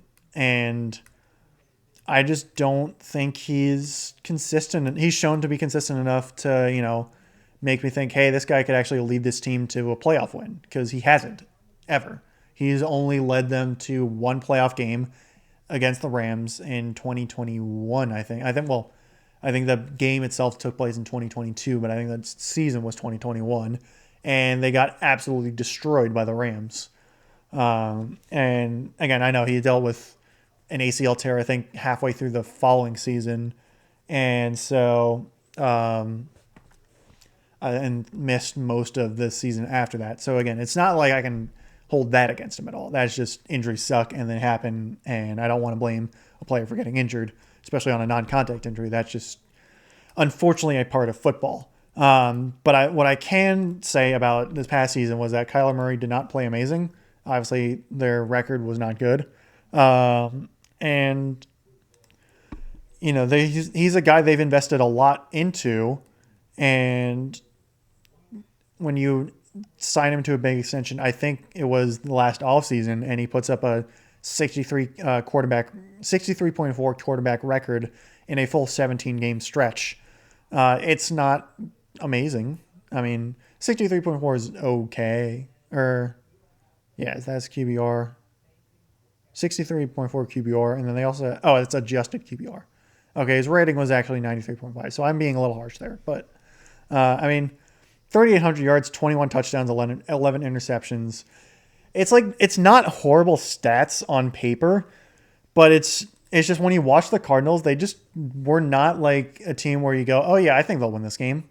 It's just a lot of I don't know, they just didn't really wow me at all. I don't think they really wowed anyone last year, and I don't think they've really done a lot this season to really improve that.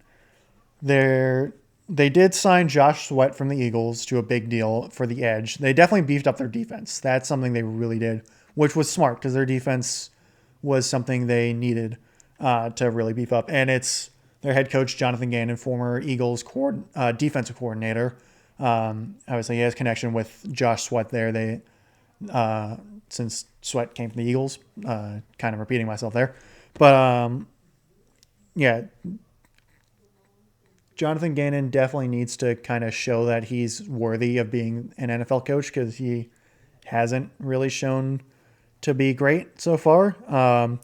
Also brought back Calais Campbell, who seems to defy age and play really, really well, despite, I think, almost... How old is Calais Campbell? Now that I'm thinking of it. Because he's been in the league for forever.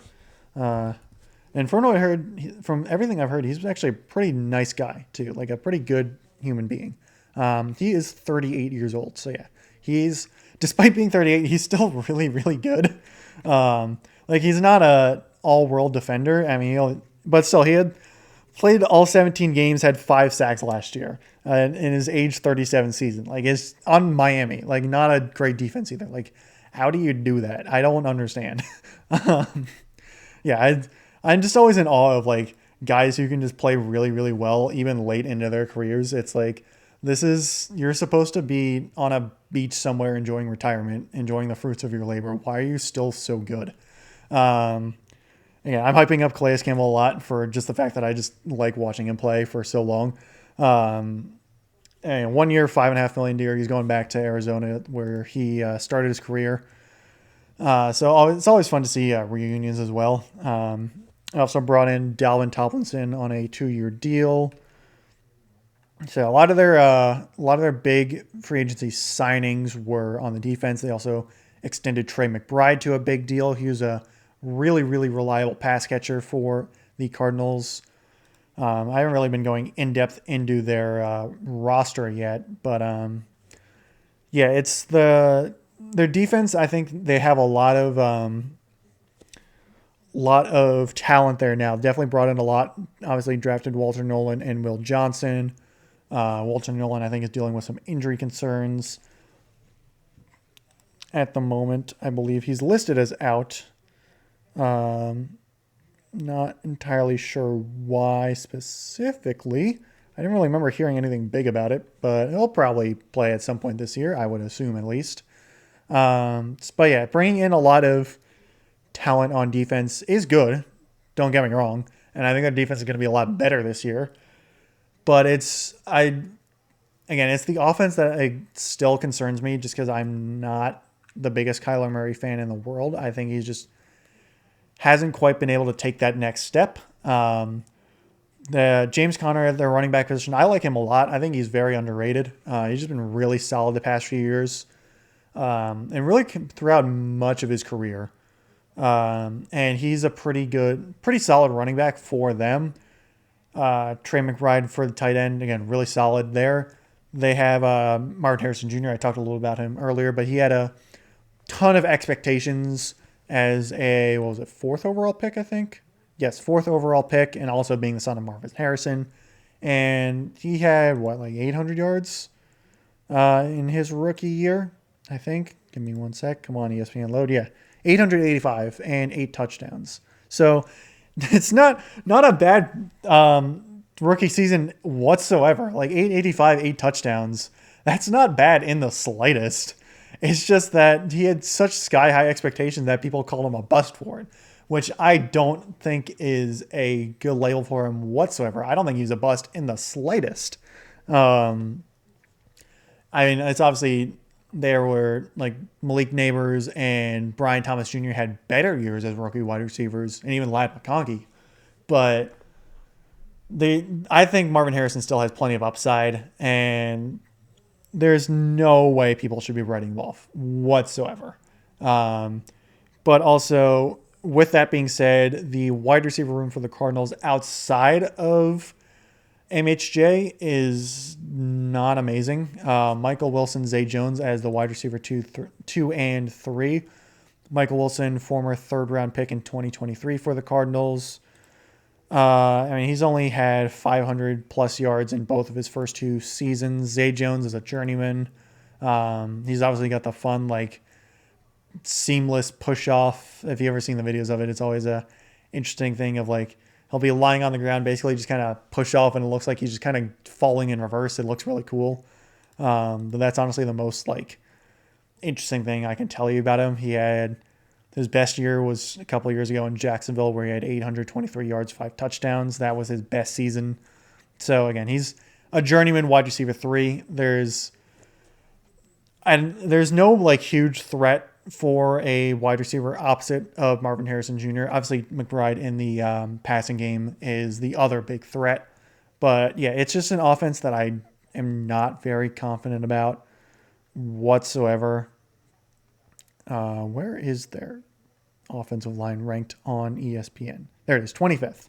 So, yeah, it's an offensive line that, based on the one singular chart that I've read, is not amazing.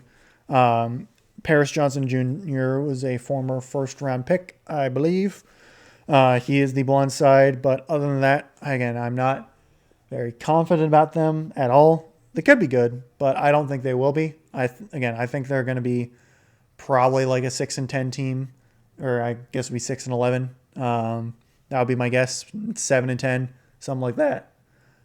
Something along those lines. I don't think the Cardinals did enough on the offensive side of the ball to really make it seem like it's going to be any different than it was last year.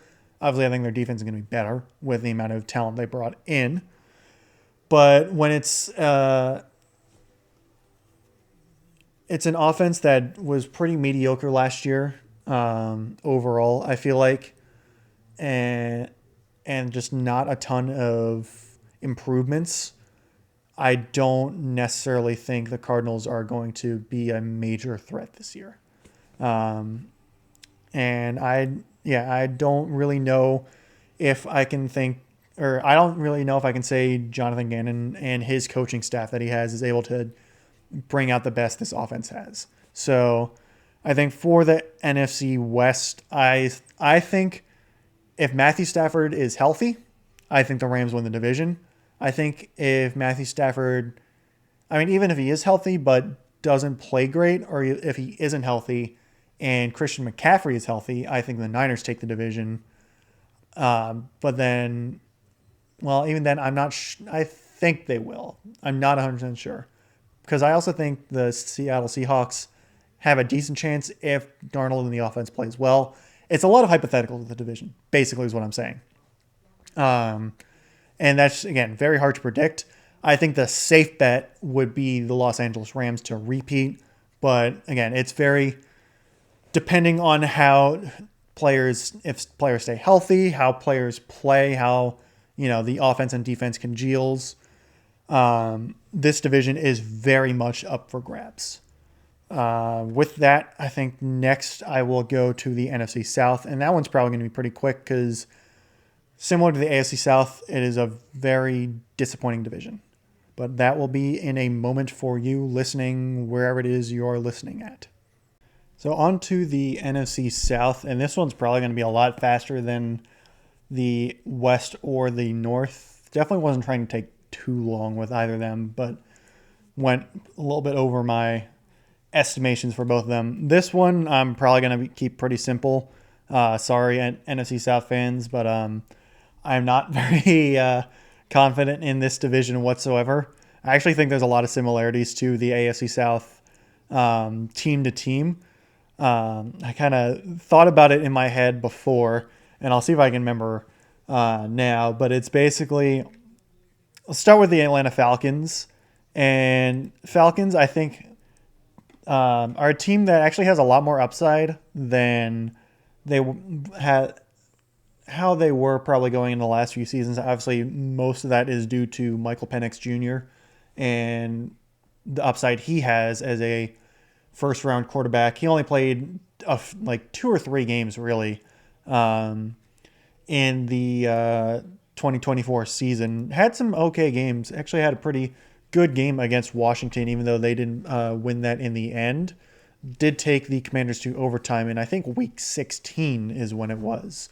But the Falcons were they're a team that were pretty mediocre last season, and they're a team that I'm completely and utterly blanking on who their head coach is, to be honest. It's Raheem Morris, right? Yes, it's Raheem Morris, who is going into his second year, I think, as second or third year as Falcons head coach. They didn't have a ton of like big splash signings in free agency. It's like nothing value-wise. There's nothing huge other than their extension to Jake Matthews on the offensive line, who is very, very good. They didn't really lose too many like big names either. Definitely, I'd say their own one like big name they lost was Grady Jarrett. They also lost Justin Simmons, although he didn't. Definitely, again, one of the guys on the tail end of his career at this point. But Grady Jarrett was their big veteran loss. Jarrett was a longtime Falcon, very solid player as well. But free agency-wise, nothing like huge to write home about for the Falcons. It's in the draft is more where they made a bit of a splash, since the Falcons had forever at this point. Had been, every time they went in the draft, it was like their pass rush has been terrible. How are they going to address the pass rush this time? And they just never did. And it's really has come back to bite them over the past few years. And especially this past year where they tried to fix it by trading for Matthew Judon from the Patriots right before the year, but he's kind of washed at this point. Did not have a good year, and they let him go after this past season. So they went and drafted in the first round at number 15 overall, Jalen Walker out of Georgia, and then traded back into the first round with the Rams. I could be remembering wrong, but I'm 99% sure it is with the Rams to pick 26 and selected James Pierce Jr. out of Tennessee.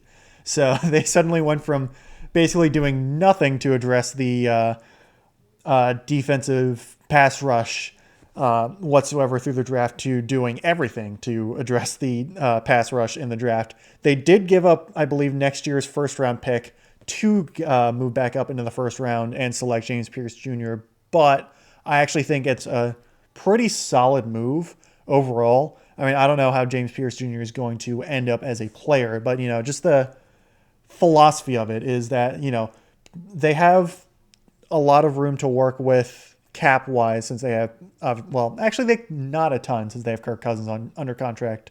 But it's their pass rush has been one of their biggest weaknesses. And for a division that's been up for grabs for so long at this point, really ever since Drew Brees retired, it's like, I think they're looking at it as like, Bucks are the main competition at the moment to, win the division. Their strength is in their quarterback. We got to get the guys who can get to the quarterback. Let's get two of them in the first round. We can have for, 5 years on their rookie deal alone. So I like that philosophy. I don't really know if trading away next year's first is the best option in the world, but I like it. I'd say I like the move more than I dislike it. As for the rest of the team, it's not bad, actually. I think there's probably better upside than even maybe the Buccaneers at this point. Obviously, Bijan Robinson is a fantastic running back. There's a lot of untapped potential with Michael Penix Jr. Drake London is very good as a wide receiver, a first-round wide receiver. Other than that, Darnell Mooney's not bad. Ray McLeod's okay. He's a good return man. Kyle Pitts is, it's basically a make or break year at this point for Kyle Pitts. Everyone's been expecting so much from him, and he just has not really produced that much in his career. Obviously, he had Arthur Smith as his head coach, who just seemed allergic to, giving him the ball at any point in his career. But even this past year where he didn't have Arthur Smith calling plays, he still only had 600 yards, 4 touchdowns in playing all 17 games. So, that was also with very hobbled Kirk Cousins playing most of those games. So we'll see how it goes. But this is kind of that make or break it year for Kyle Pitts. I expect we'll see more of him. Although, again, I think everyone's kind of said that over the past few years. But I think you have a young quarterback. Tight ends, they always say, is the safety valve for a young quarterback. So I think it's probably a good bet. We'll see more of Kyle Pitts this year. ESPN has their offensive line ranked somewhere, number 9. I knew it was pretty high.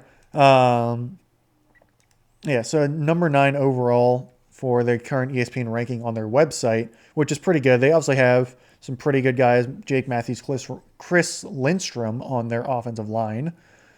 So, it's not a bad offense on paper. I actually don't mind the offense too much. And they brought in a lot of guys through the draft and through free agency on the defense. They brought in Leonard Floyd as well and Divine Diablo. So there's actually a good amount of upside on this Atlanta team. I'm not super confident on them overall just because I feel like the Falcons haven't really shown much in terms of I can really count on them to make a run for it for the division or for a good wild card spot. But this division's so weak overall. I feel like that it's I think there's a legitimate shot for the Falcons to give the Bucs a run for their money for the division title. And so in my head, my comparisons to the AFC South, I compare them to the Jacksonville Jaguars, where they're both teams with a lot of potential, especially in the quarterback and just on the offensive side in general. A lot of skill players overall, some coaching issues, but it's obviously I think the quarterback is a little bit of a stretch since Penix is only in year 2. Trevor Lawrence is in year 4 at this point. Um,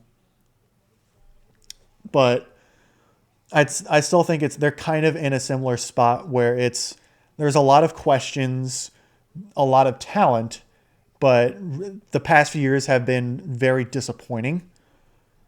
But I think both teams going into this year, they probably have some of the best upside for the teams in their divisions.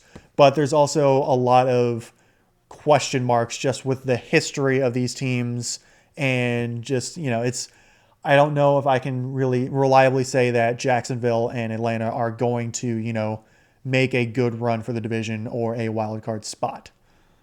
That's my thought for both of them. My pseudo comparison to both of them.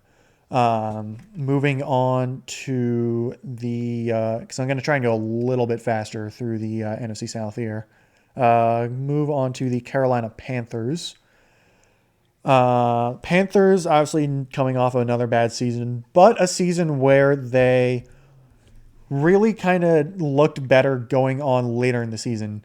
Obviously, I keep saying obviously as my sort of like transition into my next sentence, which it's not a guarantee that people they know everything that I do. It's just something. It's kind of a quirk of my vocabulary. So the Panthers had an awful start last season. Bryce Young got benched. Everyone was saying he was the next, he's the next Jamarcus Russell. He's the next Ryan Leaf. He's the next big quarterback bust. But he got benched. Andy Dalton came in, didn't really play great. Then got into a minor car accident and had to sit out a couple games. Bryce Young came back and looked significantly better. He didn't look amazing, but he looked, the fact that he just looked like passable and like good, it was such like a major step up from where he was before that it's, people are actually looking a lot, there's a lot better, I'd say, for the Panthers. They obviously, I don't think they're going to be, making a run at I don't think they're going to make a run of the division this year, but this division's so meh that there's a shot at it. They do get Derek Brown back on the defense, coming back from injury, which is huge because he is one of the best potentially defensive linemen. Defensive tackles. ESPN has him listed as a defensive end. I'd say he definitely seems to be more of an interior guy than an exterior guy, but still one of the best at his job. And him going down in like week 3 or something like that with injury was really unfortunate for a team that just did not play well on defense overall. So that's going to be really good for the Carolina Panthers.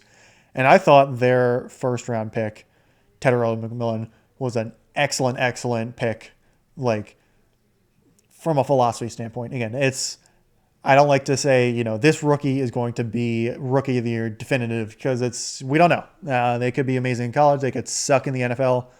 Who knows? But this is a team where Bryce Young, they invested so much into him, and he's finally started to show some upside in this past year. And they going into this season, get him a big body, like true number 1 wide receiver in Tedero McMillan, out of Arizona, who's like, they want this guy to be the number 1, I think it's the X wide receiver, be that guy, be Bryce Young's number 1 target. They move Xavier Legette over to the wide receiver 2 spot, basically. And Legette, also a first round pick, but he was pick number 32 compared to McMillan, who was pick number 8. So big difference there in like where he gets selected. Legette also didn't have an amazing rookie year. So moving him to that 2 spot opposite of Tedero McMillan I think is going to work wonders. And so basically Also, if you're part of the reason why I'm kind of stopping here is that I'm watching. I have the Boise State South Florida game at the moment, and South Florida is crushing Boise State right now. And there's a big hit on I think a seam route. I think is what it is over the middle. So it just took me out of my ramblings for a moment. But yeah. Anyway, Tedrick McMillan, Xavier Leggett, and Jalen Coker showed some flashes as well for the wide receiver room. It's actually a really solid young receiving core for Bryce Young to work with. They also extended Chuba Hubbard, and Chuba Hubbard's a pretty solid running back. So it's an offense that definitely has potential, and I think could actually show some good flashes coming into this 2025 season. I think it could definitely surprise people with how well they play. And I think that really does depend on if Bryce Young keeps making improvements. I think he will. He has Dave Canales as his quarterback coach, but head coach. And Canales seems to be really good at running an offense. So I think there's definitely a lot of upside there for the offense for the Carolina Panthers. Defense, I'm not super, high on. Obviously, I talked about Derek Brown before, but other than that, and they drafted Nick Scordon for the edge in the second round this year, there's not like a ton of, players that I'm like, oh yeah, these guys can really, make some noise. It's definitely a defense that needs a lot of work. They have J.C. Horn in the cornerback spot, who just is a good player when he's healthy. He's just dealt with a ton of injury issues during his entire career, which is just unfortunate to see. But yeah, it's the defense is definitely their weak side compared to their offense, which I think is going to be a lot better. I'm not very confident on their defense, and I think that's definitely going to be the thing that really prevents them from making it far. Their offensive line is ranked 19th by ESPN at the moment. They have Ikem Ekwonu, who's a former, I think, 6th overall pick. Yeah, 6th overall pick in 2022. I think they really want him to get going because I know he hasn't had the greatest start to his career. Other than that, it's a team where I think there's definitely plenty of upside, but they're a team that's been rebuilding and needs to show some like definitive improvements for me to go like, oh yeah, I could see the Panthers making some noise in like this year or next year. But again, this division overall is pretty wide open, even with the Bucs being pretty solid. That I think the Panthers could, if the Panthers like offense really starts to show like day one improvements, they could, potentially make a run for the division. But overall, I think they're probably going to finish somewhere around 500. I do think Bryce Young does take that next step and starts to look a lot better. But I just think there's still way too many holes in this roster. And the roster is also really young overall that I don't think they're going to be able to, finish with a good winning record and, make a run for that NFC South divisional crown. Yeah. But yeah, I know a couple Panthers fans, so they're a team where like I might be more sympathetic to than maybe I should be. But I like the situation they're going into this year definitely more than the past couple of years. That's for sure. And for my pseudo comparison to the AFC South, I kind of think of them similar to the Tennessee Titans, where they've been hampered by some really, really awful personnel moves by their general managers. They have a young first overall quarterback. Obviously, Bryce Young is in year 3 at this point, whereas Cam Ward is a rookie. But still, there's a lot of upside for their offense, very young roster, a lot of new pieces where there's not a lot of expectations, kind of rebuilding, but there isn't really many. I I was about to say there aren't really many downsides. There certainly is downsides that could be for both of them. Like Bryce Young could take another step back and Cam Ward could also look terrible. But I don't think that's really going to happen for either of them. I think that both of them are teams where there's no one's really expecting them to do much. And I think both teams could potentially make some noise. But I think it's more both teams, both fan bases are really just looking for steady improvements, especially on the offensive side of the ball. Moving on to I guess we'll go with the New Orleans Saints and save the division champ Buccaneers for last. New Orleans Saints probably going to be even faster.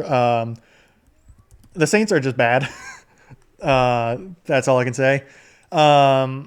They're, I'd say right now, probably my favorite for the number one overall pick in 2026. It's probably going to be, it's between them. I'd say Indianapolis and Cleveland are my top three teams for the 2026 Tank Bowl. Saints are probably my number one just because there's, like with Indy, there's still the idea that maybe Anthony Richardson comes in and potentially plays well. Potentially. And they still have some talent, on the offense and defensive side of the balls where they can make some noise here and there and win some games to, put them in like drafting third or fourth overall. And Cleveland's same. It's like they have a good head coach and they have a good defense. They have Myles Garrett, who's got a ton of money now with his extension. So for Cleveland, I get their quarterback room is awful. Also, my prediction that Shedeur Sanders will most likely start a game sometime this season is looking a lot worse now since he's listed as the definitive third quarterback in that three-man quarterback room behind Flacco and Gabriel. But anyway, that's kind of a side tangent. For the New Orleans Saints, there's just nothing on the team really that makes me scream, oh yeah, these guys could win a game, basically. Like, they're starting Spencer Rattler at quarterback. That should really be everything that you need to know. Rattler, a second-round quarterback drafted in the 5th round, did not look good in his rookie year. They drafted Tyler Shuck out of, what was it, Louisville, I think? Yeah, Louisville in the 2nd round, who is, I would have to assume, is going to take over the starting reins of the job by like week 6. Unless they're just unless like Shuck either just continues to look terrible not continues to look terrible. He hasn't looked awful.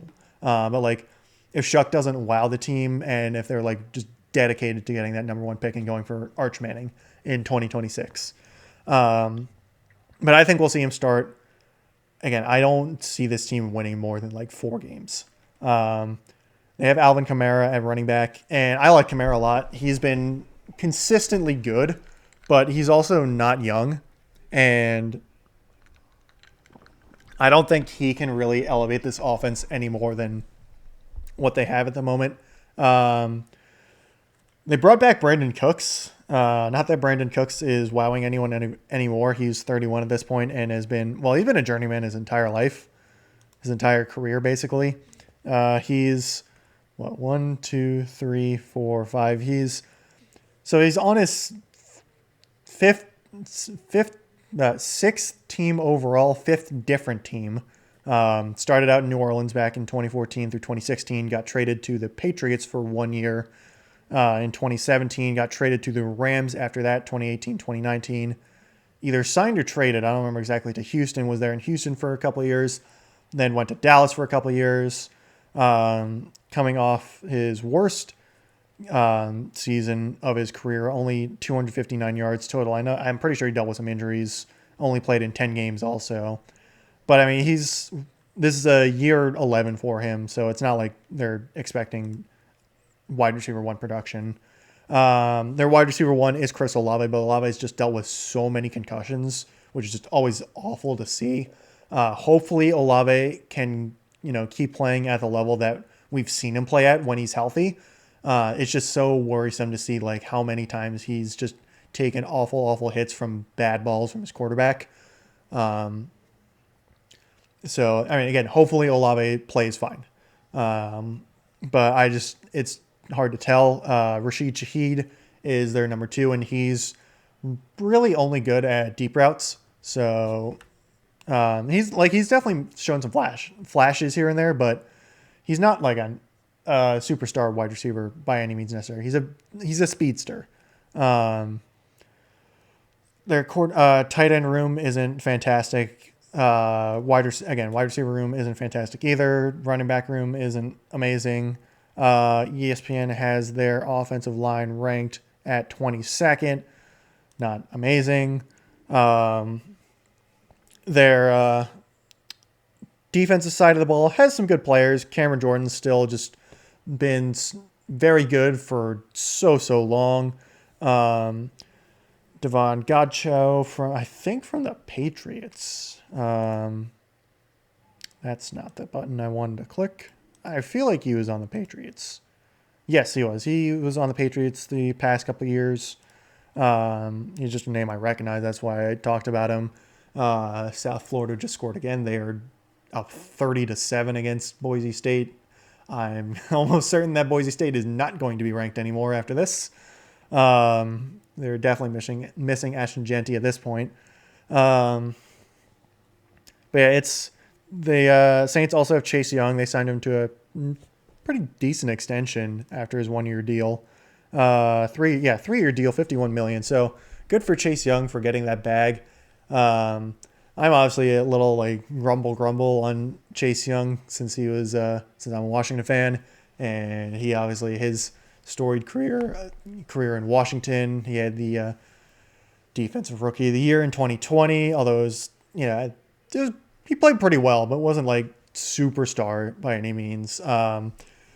Didn't play well the next year, then had his leg basically exploded in a game against the Buccaneers, and was out for pretty much, the rest of that season, pretty much most of 2022.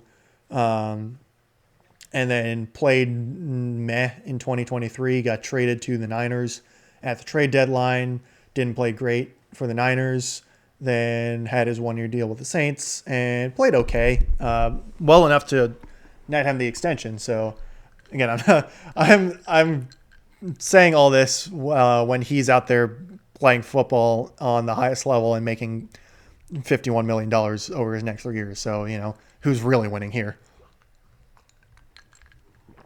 But anyway, that's just kind of me being salty from Washington perspective. But anyway, the Saints defense it doesn't look amazing. Their offense looks even worse. I think their offense is going to be one of the worst in the league.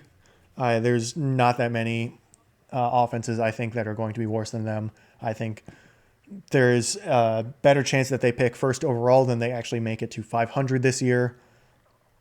And that's pretty much all I'm really going to say on the Saints. It's basically trying to figure out how many different ways I can say they're not going to be good this year. They did draft Calvin Banks in the first round when he's like, everyone's like, they're going to draft Shedeur Sanders, and they didn't. And probably a smart move in hindsight, given how Shedeur fell and has looked so far in his career. I mean, who knows, that could change. But, get an anchor on the offensive line, presumably for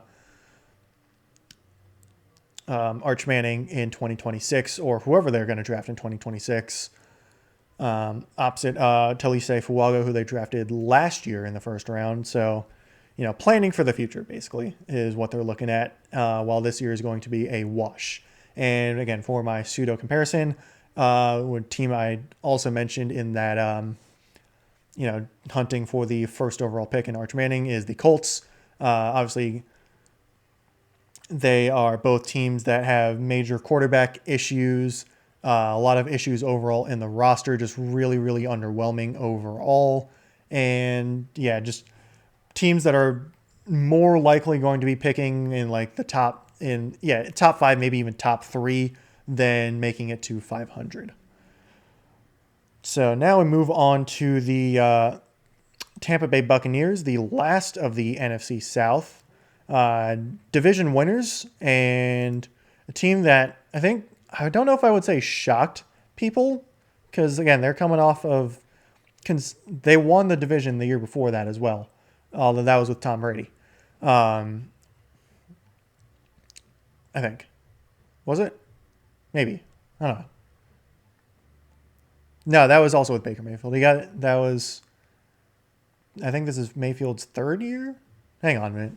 I'm now getting sidetracked because I'm trying this past few years of football have been blending together a lot. And yeah, so this is Baker Mayfield's third year. So he joined in 2023. I think they won the division that year, beat the Eagles in the playoffs. And obviously, they won the division this past year, lost to the Commanders in the wild card game. Yeah, Brady. Anyway, tangent over. Bucks have been good. They've been solid. Their offense has obviously been the star of the show with Baker Mayfield, Mike Evans, Chris Godwin. Mike Evans is still just consistently incredible as a wide receiver. He's just been so good for so long. Baker Mayfield has had his career renaissance, which is not surprising to me. I think he has always been pretty good. He just got dealt with some really, really bad situations. And it's good to see him thrive. I always like Baker Mayfield. They have Bucky Irving as their starting running back, who had a really, really good rookie year, especially for, I think, a fifth rounder. Fourth rounder. Okay. Somebody thought he was a fifth rounder, but I believe he rushed for over 1,000 yards in 2025. Yeah, 1,100 yards actually, and 8 touchdowns. So really nice find there for the Buccaneers. And of course, it's the guy named Bucky on the Buccaneers. It's match made in heaven right there. Buccaneers, their big draft first round pick was Mika Ibuka, which I think a lot of people were surprised about, given that they already have a lot of talent in the wide receiver room, and add another guy from Ohio State. It's adding, some would say, a luxury pick. I don't mind the pick because I feel like you can never have too many good wide receivers, and also with Chris Godwin coming back from a nasty ankle injury, who knows if he'll be ready to start the season or even look like the same player he was, and Mike Evans not getting any younger. So keep the offensive production going through the future with that pick. Godwin got his extension, or re-signed actually, because he was a free agent. But there weren't too many like big signings on the defense, and defense was kind of an issue for them. They lost Shaq Barrett to retirement, I think. Not that he was playing amazing anymore. They also either cut or just let go their former first-round pick, Joe Tryon-Shoyinka, who's a massive bust. Yeah,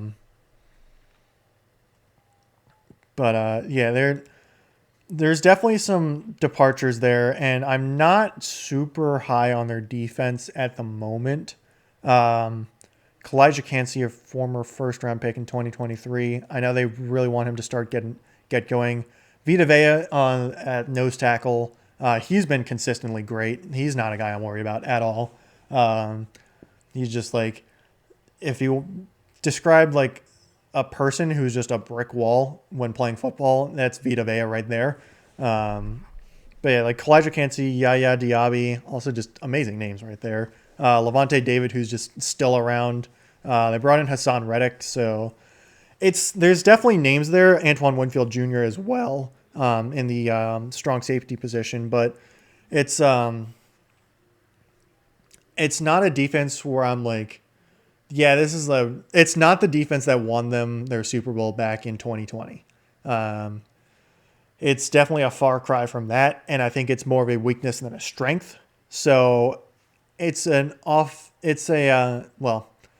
team overall where I think they have plenty of talent, and they're definitely, I think, still probably the favorites to win the division, but I think they're still a bit weaker than maybe they have been over the past few years. ESPN has their offensive line ranked 8th. Obviously, they have Tristan Wirfs Again, I say obviously. Don't need to say obviously. They have Tristan Wirfs on the offensive line, and he is one of the best offensive linemen in the game at the moment. I know he's been dealing with injuries. Hopefully, he will fight through it, be back to where they want him to be. So it's a team where I'm looking at it as like, yeah, if they're kind of my lock to win the division, but I could see, you know, them losing some games because they have their first place schedule. They could probably lose some games where they should win, or play some close games against good competition and lose.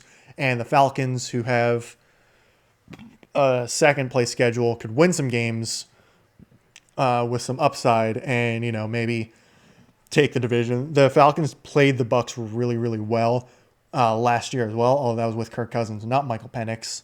But it's, again, division games are such a toss-up where it's, I think that their Buccaneers are going to have a lot more competition this year for their division. I mean, there was a pretty good race for a while between Atlanta and Tampa for the division last year, but I think this year it's more like I can legitimately say that there is going to be competition for the NFC South crown between Tampa Bay and Atlanta, and potentially Carolina if things really fall right in their direction. And Atlanta and Tampa both play poorly. Carolina plays well. That's more of a stretch.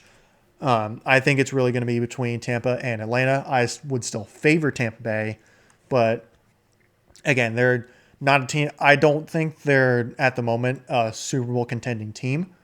I think they're a playoff team, but not a Super Bowl contending team at the moment. I'm not the biggest fan of Todd Bowles as a head coach. I think he's okay, but not the best.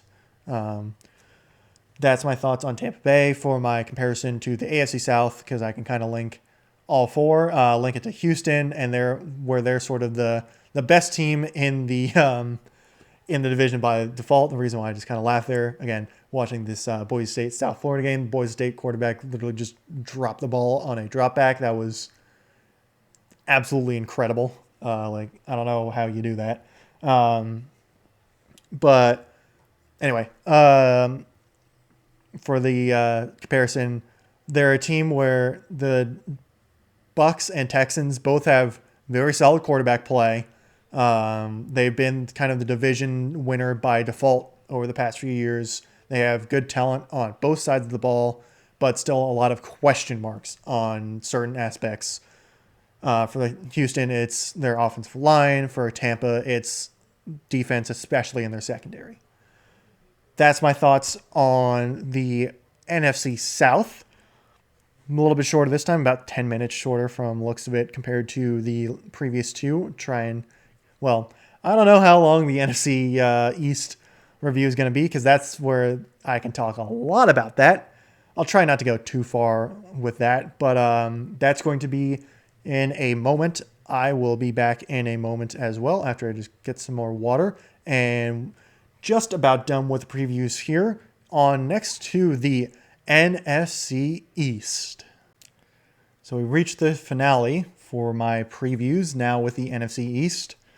Always one of the most interesting divisions of football in one way or another. Can certainly thank certain Jerry Jones for that today.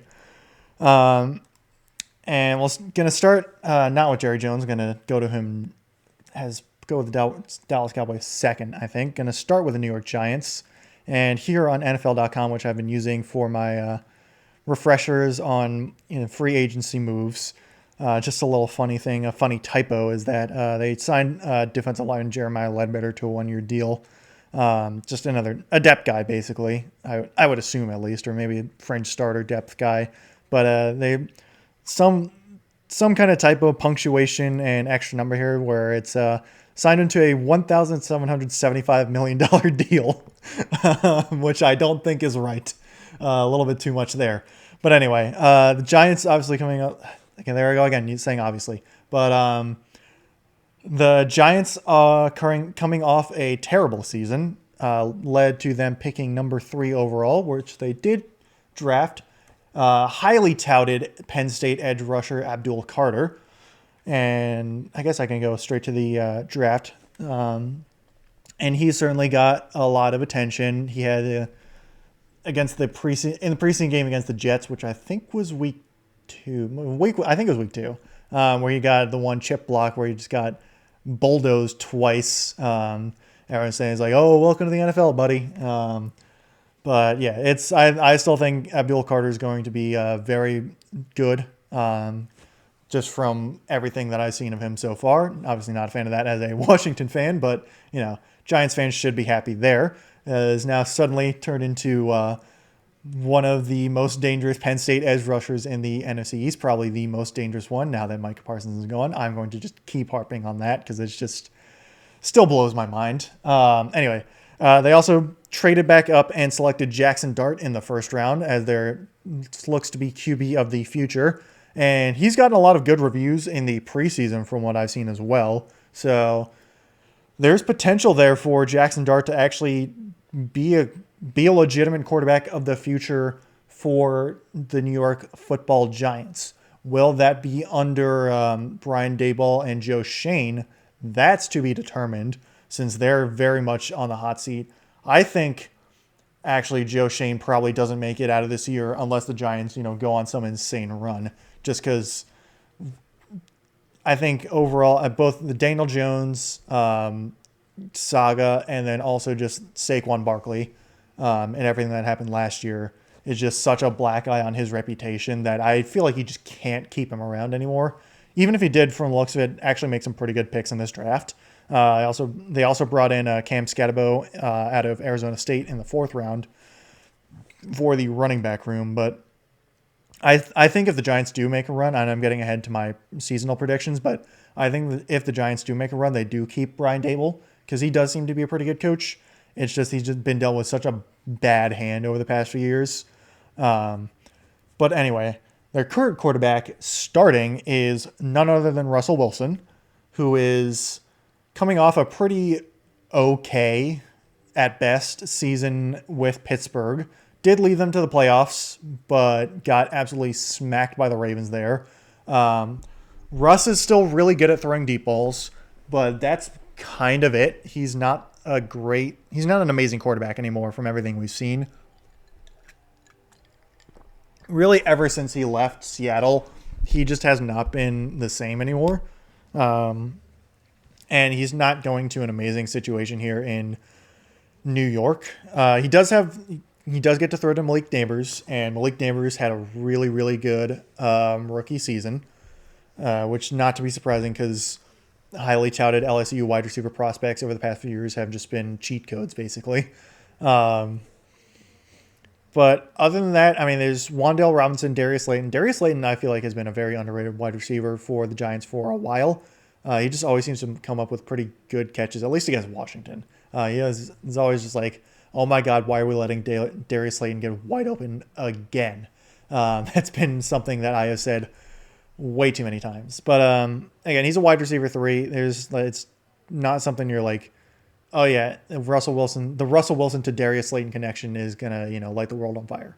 But I feel like you could certainly have worse options as your wide receiver 3 than Slayton. I'm not a huge fan of their tight end room. The Giants are they're not a team that I'm super high on, and I'm full disclosure for this NFC East review. I will do my best to be unbiased.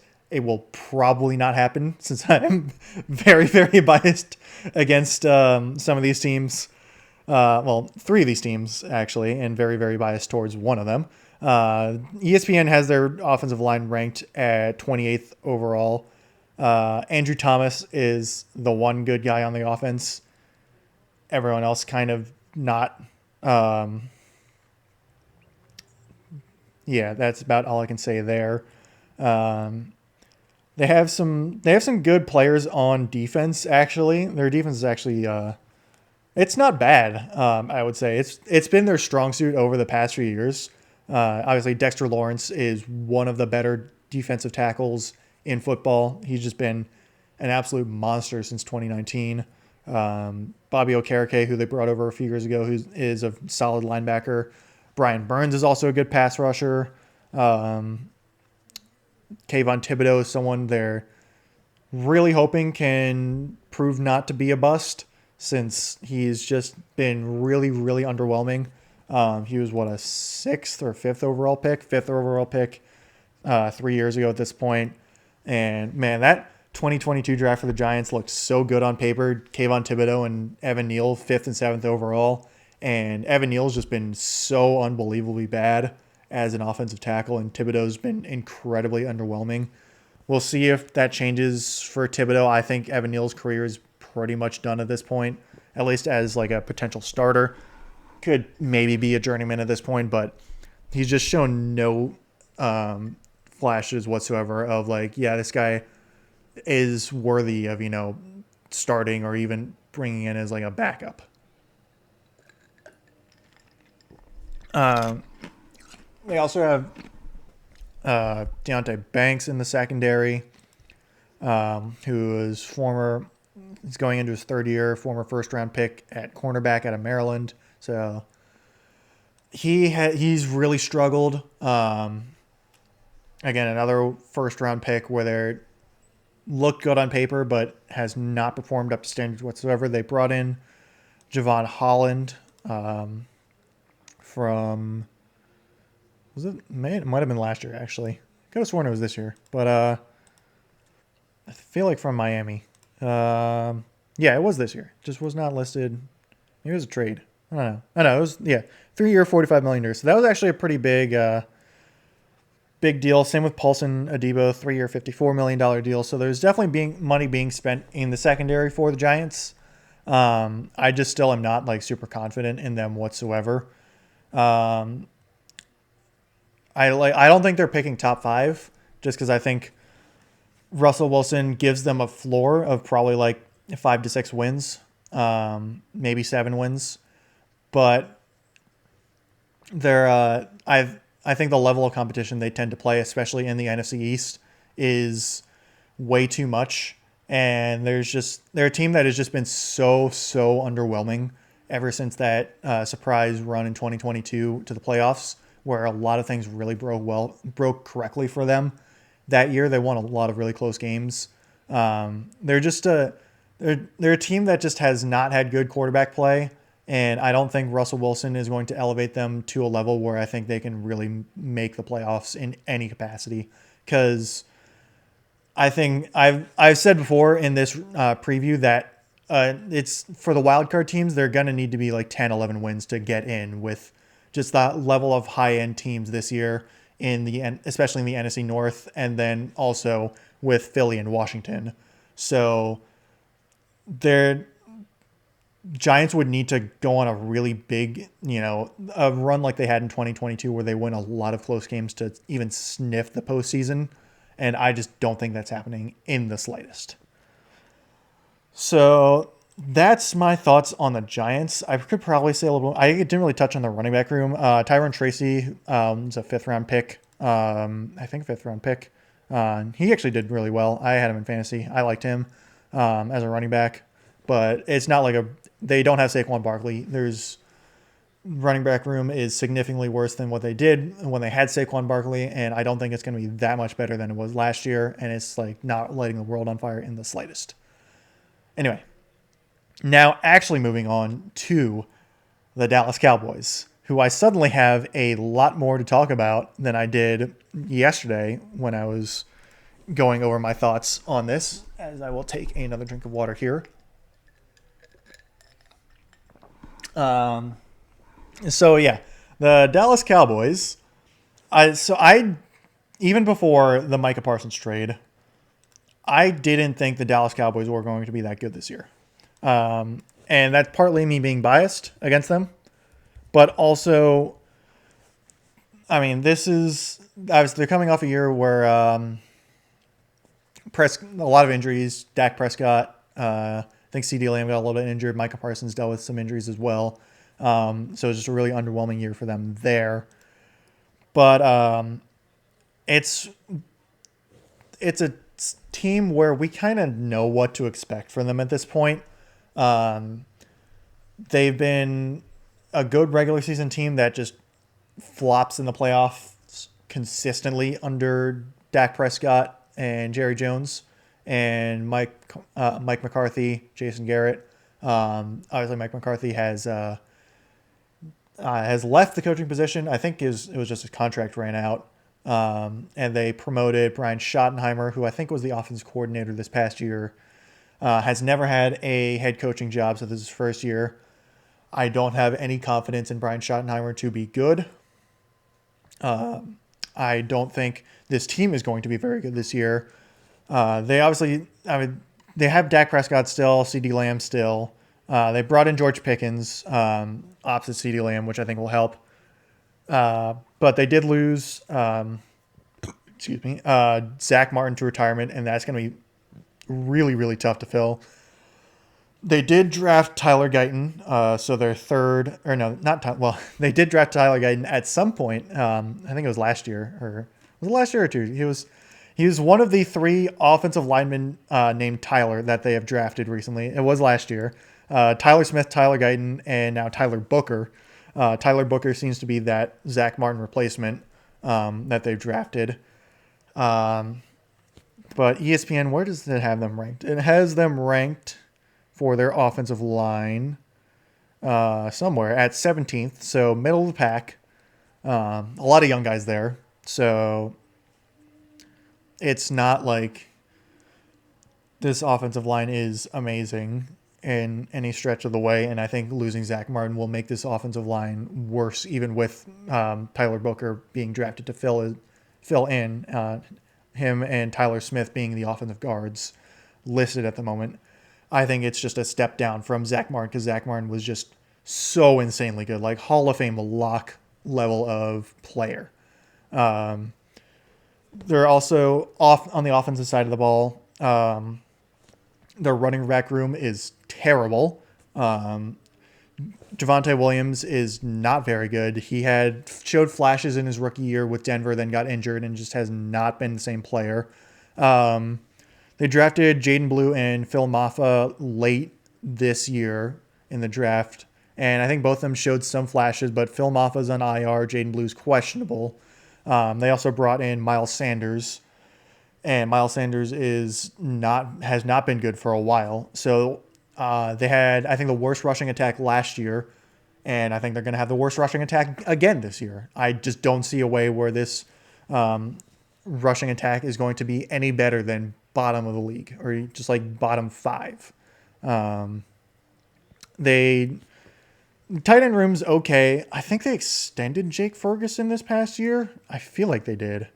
I feel like I remember that happening, or maybe it was last year, but it's not a bad tight end room, and it's not a bad wide receiver room in this either, but it's not amazing. Like outside of CeeDee Lamb and I guess George Pickens, there's just not that many like good targets for Dak Prescott, and Prescott's definitely he's not bad. I think he's probably top 15 as a quarterback, but I don't know. That's kind of me being biased against him. I like Dak Prescott as a person. He seems like a really good person. But I think he does tend to get a little overrated as a quarterback. Sometimes also underrated. I don't know. He's kind of a hard quarterback to judge because he performs so well a lot of the time in the regular season. Like, he just puts up insane numbers, but he also just completely falls apart, and just the team as a whole has fallen apart under his tenure in the postseason, and that's just such a huge knock against him, I feel like. So I don't really know. But anyway, I'm kind of going around and around in circles on the offense. I don't think the offense is going to be awful for the Cowboys. I don't think it's going to be amazing, though. I think it's going to be kind of middle of the pack, just because that rushing attack is so bad that I think defenses can just really zone in on their passing attack and really try to shut that down at least. Anyway, we get to their defensive side of the ball, and their defensive side of the ball was something that I was not, a huge fan of anyway. And now they've lost Micah Parsons, and that makes their defense so much worse, so unbelievably worse, that this defense, I think, is actually going to be bad this year. So the big names they do have, so they did get Kenny Clark in the trade from Green Bay. along with 2 first-round picks, and that was it. Um, and again, I said this when I was talking about the Packers earlier. Kenny Clark is a good defender. He's also old for a football player and coming off his worst season. So it's okay, but not great. They also have one of their better young guys in DeMarvion Overshone is out for a while since he had a horrific injury last season. They brought back Dante Fowler Jr., who's coming off a 10-sack season with Washington. So he's probably going to be one of their top edge rushers now at this point. He might be the top guy as an edge rusher. They have not really anyone else that's like, standing out to me as like, yeah, this guy's going to replace even like a fraction of Micah Parsons' numbers as a pass rusher. They have Deron Bland, Trayvon Diggs, Malik Hooker in the secondary. Deron Bland, Trayvon Diggs both had really, really good interception numbers in seasons past, but both of them are kind of streaky as like just flat defenders. Not in defending the flat, like overall defensive numbers. They're definitely like a go big or go home on the. They're either going to get you a turnover or just get absolutely burnt. Is a lot of time for both of them. So yeah, it's a defense that has really lost a lot of talent and has not really made up for that all that well.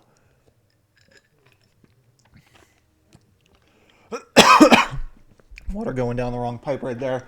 And yeah, with Micah Parsons being traded away, this defense I think is going to be really bad this year.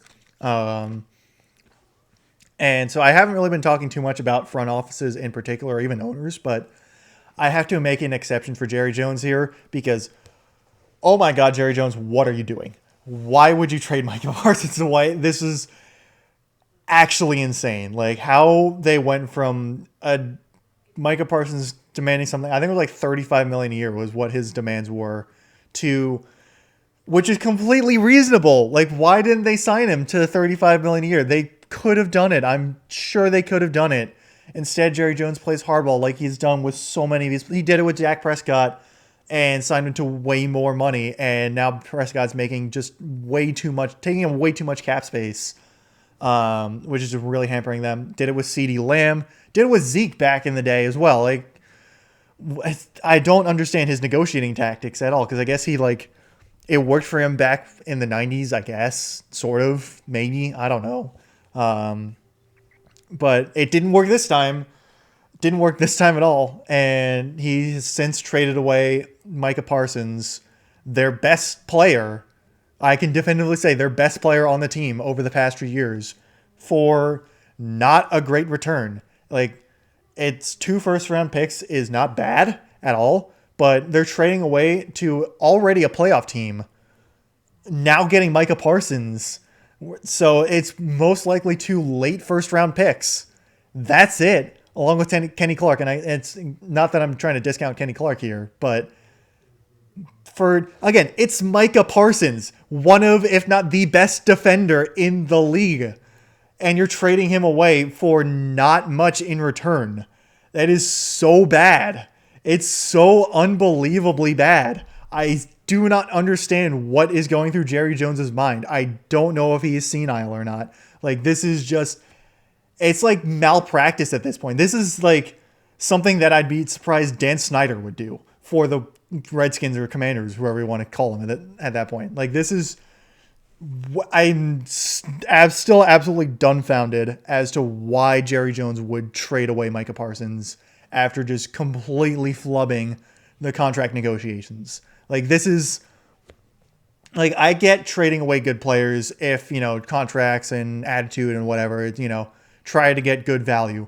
But there's a difference between good players and Micah Parsons level players. Like, again, it's the same with the other major Dallas team in the Dallas Mavericks. Like, why would you trade away Luka Doncic? Why would you trade away Micah Parsons? I do not understand. I don't think anyone was ever going to understand. This is just a terrible, terrible move for the Dallas Cowboys. And I'm struggling to find words to say. I mean, there's a small shot this that this could work for them. I don't think so in the slightest. Um, it's so bad. It's so bad. I mean, it's great for me as a Washington fan. This is awesome. I don't have to deal with Micah Parsons anymore. As a Washington fan, watching him terrorize the team for 2 games per year, potentially. Yeah, I mean, Washington will be playing Packers this year, but like, oh well, they're not going to see him again unless they meet him in the playoffs. But like, this is awesome for fans of Commanders, Giants, and Eagles. This and really like anyone else in the yeah. Well, yeah, I was about to say anyone else in the NFC, but he's still going to the NFC.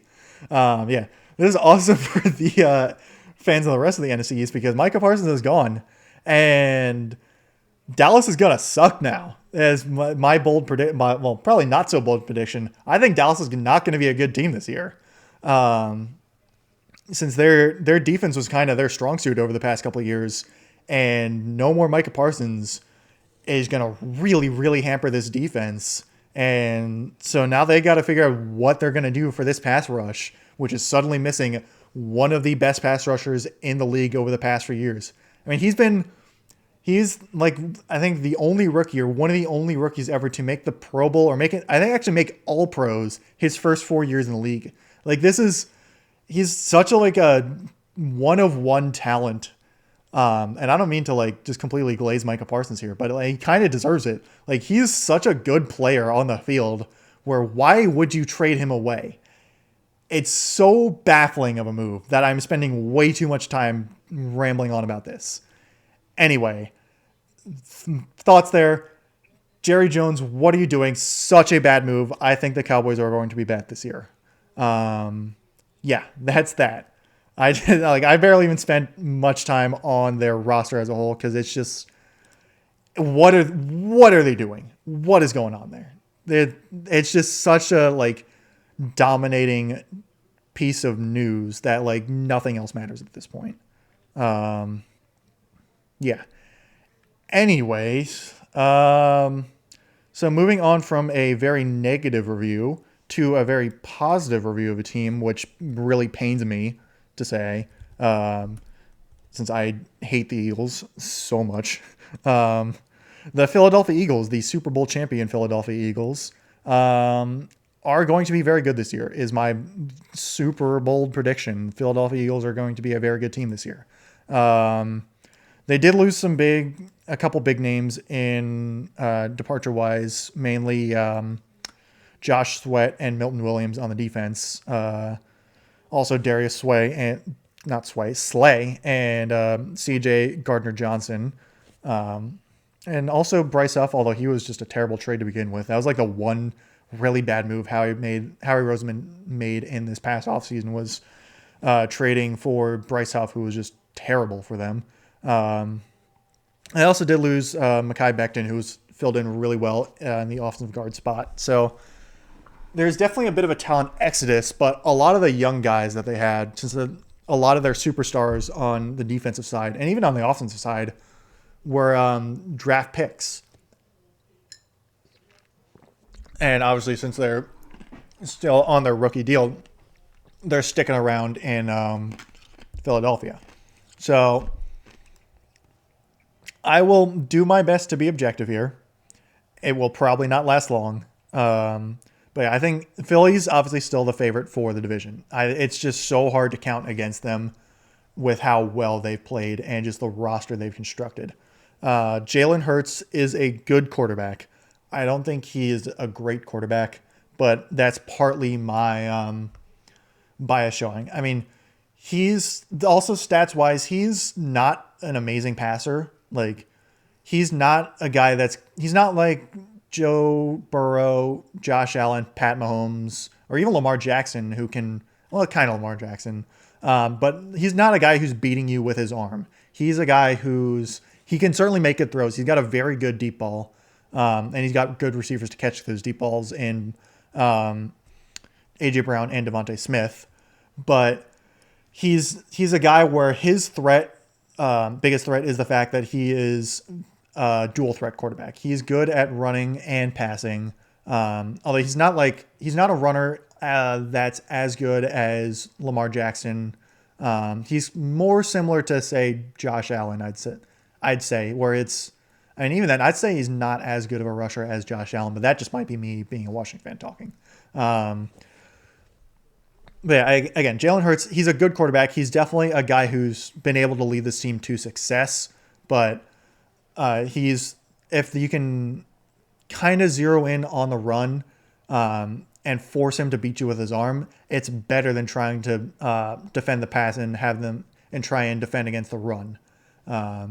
Obviously, the Chiefs were able to zero in on Saquon Barkley in the Super Bowl, pretty much nullify him. But Jalen Hurts played one of his better games of his career against the Chiefs, who just got absolutely demolished by him. But also their Eagles defense just pretty much single-handedly won that game because the Chiefs' offense was just so bad in that game. But anyway, Jalen Hurts, good quarterback. I wouldn't say top 10. What is someone who is top 10 at his position? Probably top 1, top 2 if you want to say Derrick Henry's better. But Saquon Barkley, especially this past year, is the best running back in football. Why the Giants let him go, I have no idea. It's so bad. Like, why they thought letting him go was a good idea is just beyond me. He goes to Philly on a cheap deal because it was in that stretch where everyone was completely undervaluing running backs, and he just completely balls out. Saquon Barkley has his best year of his career by far. Obviously, he's behind one of, if not the best offensive line in football.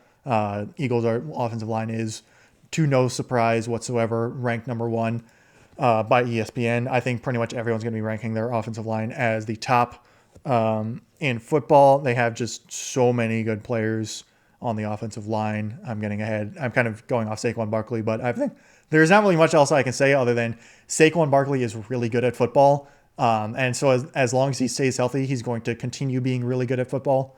And yeah, there's so many players on this Eagles team that are just really, really good. And it's really, really frustrating for me as a fan of a rival. AJ Brown, and it's another one of, what are you doing? Titans GM, whose name I don't remember, who is no longer with the team because he made some really dumb moves. Why would you trade away AJ Brown? I do not understand. And then draft Treylon Burks, who, I spoke about him in my AFC review, where he just dealt with a ton of injuries. But again, why would you trade away AJ Brown? Eagles benefiting from that. AJ Brown is very good. Devontae Smith also very good. Has a very different skill set. Just two very different players size-wise. Dallas Goedert is a good tight end. Although the Eagles' wide receiving room outside of Brown and Smith is not great. Jahan Dotson is the wide receiver 3 at the moment, and he's just a first-round bust of a wide receiver. Just a quintessential Ron Rivera draft pick there. Again, frustrating as a Washington fan, and Washington did kind of fleece the Eagles. In my opinion, getting a third-round pick out of Jahan Dotson, who, again, is not a very... I know he actually had a pretty good game in the Super Bowl, but, like, overall, he had, 200 yards and maybe a touchdown. Didn't even have a touchdown this past year. Yeah, 200 yards, no touchdowns. Not that, he needed to go off as a depth wide receiver for the Eagles, but, they traded a third-round pick for him. I think they're expecting more of that. Anyway, I think that's their only weakness on the offense is wide receiver depth. And we kind of saw that last season early on where Smith and Brown both had injuries at different parts, and the Eagles were 2-3 going into their bye, and then just went on an absolute tear that they lose to Washington. But that was also Hurts went down on just getting his head smushed on a run by Frankie Louvu and had to go out of that game, and Kenny Pickett lost the game there. Jaden Daniels also had an absolutely insane game against the Eagles there. But anyway, that's last season. Eagles offense is really good. Defense is really good. Jalen Carter is very good. Nolan Smith's coming back from injury, I think. But no, he's not coming back from injury. Nakobe Dean's injured at the moment. Nolan Smith's pretty good. Zach Bond had just an insane career revival. They drafted Jihad Campbell in the first round just to add on to that linebacker edge rushing core. Quinyon Mitchell and Cooper Tagine first and second round. Defensive backs, Quinyon I feel like is a little overrated, to be honest, and it's also kind of biased. Again, it's just very good system overall. Yeah, I struggle to poke holes in this team as a fan of a rival. It's like it's just so hard to find glaring weaknesses. There's no glaring weakness in this Eagles team at the moment. I mean, maybe their pass rush, maybe because they lost Josh Sweat and Milton Williams. But even then, it's like they still have Jalen Carter, Jordan Davis, Nolan Smith, Zach Bond. Like they just still have so many good players. So I find it hard to say that the Eagles will not win the division again, but I think there's certainly potential for Washington to give them a run. I don't know if it's going to happen, but I think there's certainly potential for that to happen. It's very hard to, go back to back of having just insanely good seasons. But I don't know for sure. I mean, who knows? The Eagles could be even better. I don't know. I do think that the Eagles won't be quite as good, but I still think they certainly have the inside track for the division. And yeah, and I feel like right now I'm thinking back, I might have just completely did I skip over the Detroit Lions? No, I didn't skip over the Detroit Lions. Did I? Hang on. I am completely blanking. I will after I get done with Washington, I'm going to go back and check and see if I actually completely forgot to go over the Detroit Lions. I don't think I did, but yeah, that just might be having a brain fart at the moment.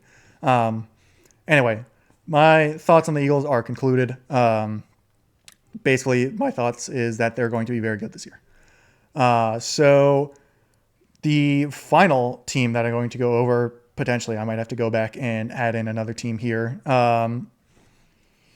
is my favorite team in the league, the Washington Commanders, coming off of a season to remember in the best ways possible. What an absolute gem of a season for the Commanders this in 2024. And it was certainly thanks to one man in particular, that being the number 2 overall pick in 2024, Jaden Daniels. And yeah, what an absolute turnaround. No one really expected them to be good, if not, NFC championship levels of good. Coming off just an absolute terrible couple of seasons under Ron Rivera.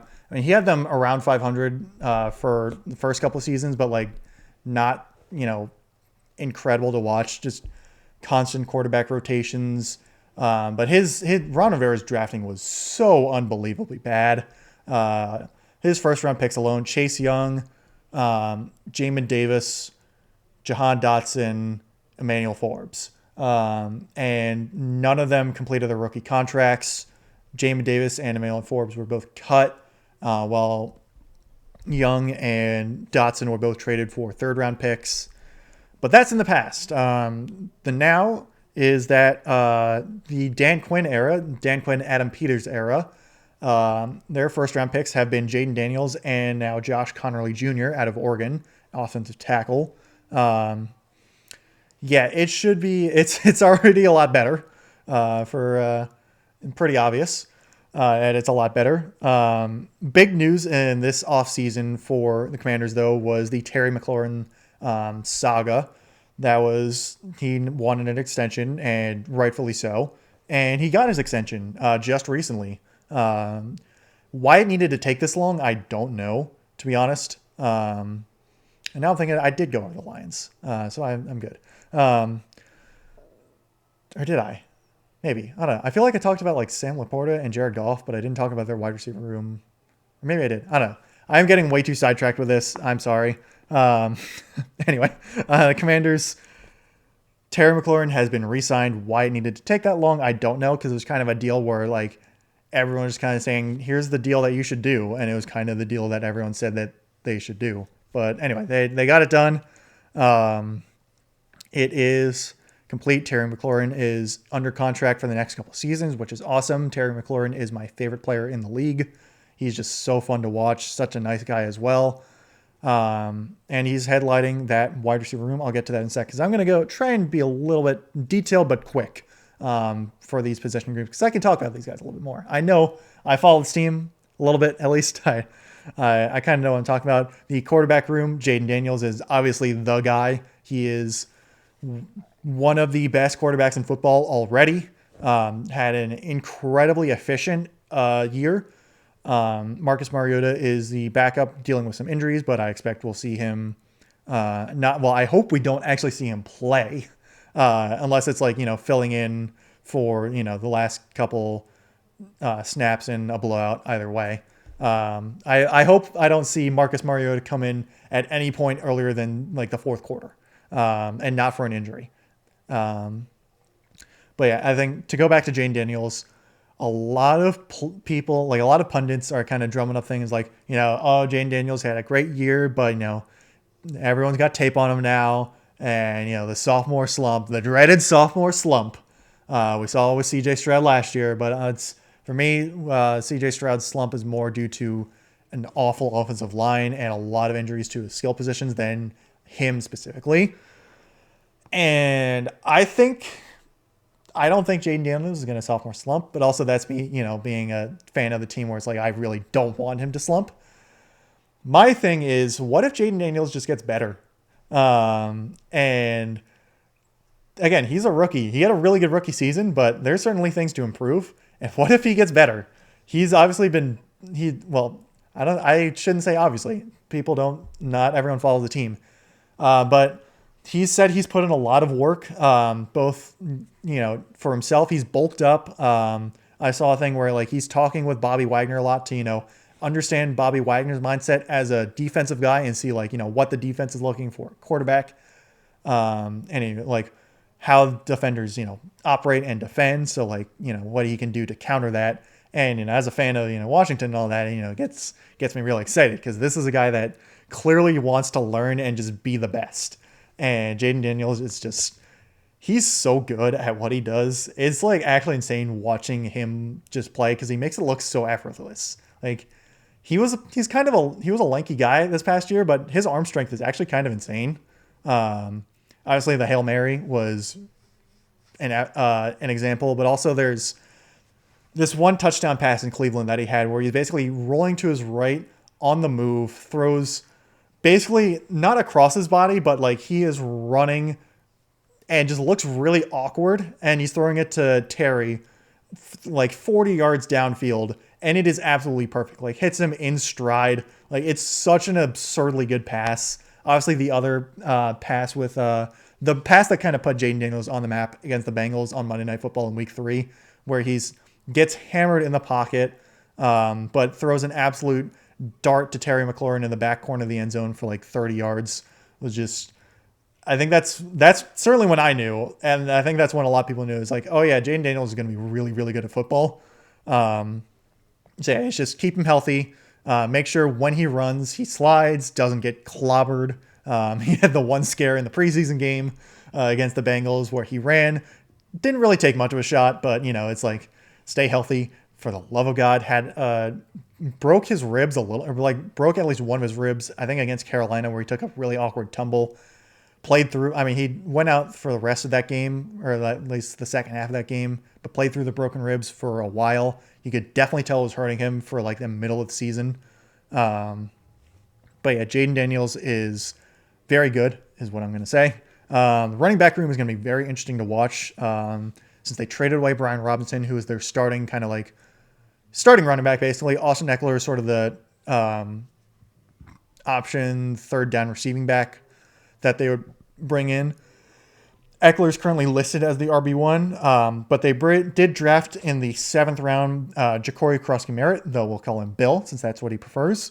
And it actually is starting to look like Bill Krosky-Merritt is going to be that RB1 since he's a very feisty runner. He had a really nice little series in the preseason game against Cincinnati, whereas he was kind of like they're looking at him to be that starting running back from the looks of it. They also have Jeremy McNichols as another sort of receiving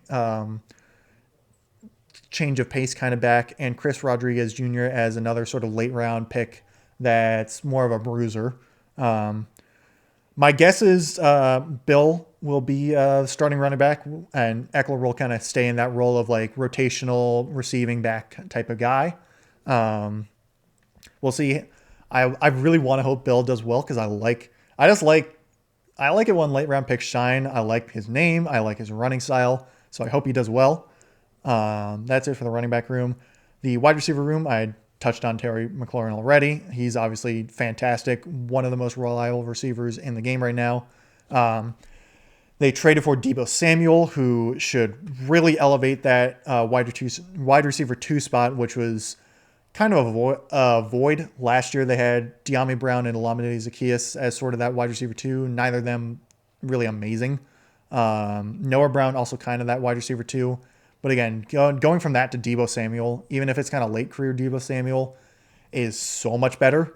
Deebo Samuel is such a dynamic player that, and again, he doesn't need to be that number one guy, where he was kind of that number one guy in San Francisco. I mean, he had Brandon Ayuk opposite him, but he was more of the number one guy in San Francisco than he definitely is here in Washington.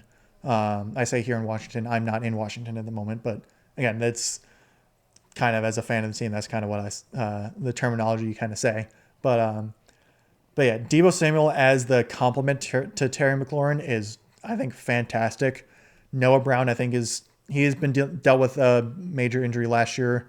We'll see how he comes back this year. Luke McCaffrey is someone they drafted high, I think a 3rd round pick last year, brother of Christian McCaffrey. Yes, a 3rd round pick last year, who okay-ish. Didn't have the greatest rookie season of all time. I think they're definitely going to look for him to make a jump. They drafted Jalen Lane out of Virginia Tech this year in the 3rd round. And he definitely showed some flashes in the preseason. We'll see if he kind of usurps that wide receiver 3 spot. But I definitely like the look of this wide receiver room more than I do last year's wide receiver room, if only just for Deebo Samuel. Tight end room, brought back Zach Ertz again, who's good. He was pretty good. Definitely a good veteran presence. Just really, really slow in terms of his mobility, which is kind of rough to watch sometimes. But again, he's still a solid pass catcher. Definitely a good locker room guy to have. John Bates is one of the best blocking tight ends out there. If he can actually like get some good hands, like transplant, I don't know, like George Kittle's hands, he would like be one of the best tight ends ever because he's such a good blocking tight end. It's actually kind of crazy. It's just like in the preseason game against the Bengals on a Bill Krosky-Merritt's touchdown run, Bates just took 2 defenders and basically blocked them both at the same time. It was honestly just incredible to watch. It was so much fun. Tight end room also has Ben Sinnott, 2nd round pick last year, who I'm sure they're hoping to, show some more flashes. He's obviously been kind of bottlenecked by Ertz and Bates.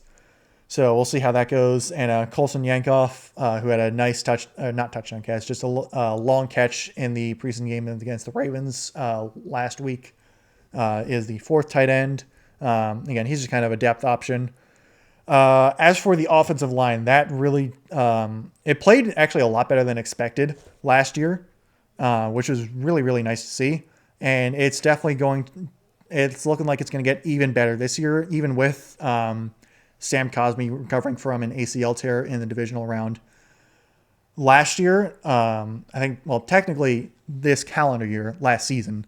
But obviously the big trade there is Laramie Tunsil from the Texans, and it's such a huge upgrade on the offensive line. Tunsil's just been so good for so long in his career, and having him be the blindside blocker for Jaden Daniels is such a good move for Adam Peters. So that move also kind of shifts Brandon Coleman, second year player to guard, who's a solid offensive lineman. More played tackle than guard last year, but third round pick, played very well. Slots in a guard, kind of holding down the fort with him and Nick Allegretti, waiting for Sam Cosmi to come back. Andrew Wiley is currently listed as a starter. I assume we'll see him for most of the time up until Josh Connolly starts, getting better. But I think Wiley's on the last year of his deal, and definitely by next year we'll see Connerly, unless he really just doesn't show anything, but I doubt it. We'll see Josh Connerly Jr. starting at right tackle opposite Laremy Tunsil, and they also have Tyler Biotish, who is a really really good center. I don't think he made the Pro Bowl. I think he should have made the Pro Bowl. Actually, did he make the Pro Bowl? I don't remember. Because he's just really really good. He did not make the Pro Bowl this past year. He definitely should have, but that's also me being biased. But he was a guy that when they signed him last offseason from the Cowboys, I was really really psyched about, because Washington had dealt with so many center problems for really like the entire Ron Rivera tenure. So immediately getting a really good center in Tyler Biotish is good. So it's an offensive line that I think is going to be very, very good this year. ESPN doesn't have them ranked highly. They actually have them ranked 23rd, which I think is just completely wrong. I think this offensive line is going to be very good. Anyway, defense. Defense is definitely still going to be a bit of an issue, especially the pass rush. They still have Dorrance Armstrong, who they had last year as well, who's an okay rotational piece. I think he's a starter, but you could definitely find better options as a starting defensive end. They don't really have a true number one pass rusher. They brought in Dietrich, not Dietrich. It is Dietrich, not Dietrich. Dietrich Wise Jr. from the Patriots, longtime New England Patriot. I feel like he was more of a defensive tackle and a defensive end, but I might have been wrong. But he's now starting defensive end. Still have Deron Payne on the defensive tackle, who's didn't have the best year last year, so they're hoping he can improve this year. Also signed Javon Kinlaw to a pretty big deal, which I was a little surprised at the number. I think it's 3 years, $45 million, which is pretty surprising for a guy who's just not been great his career.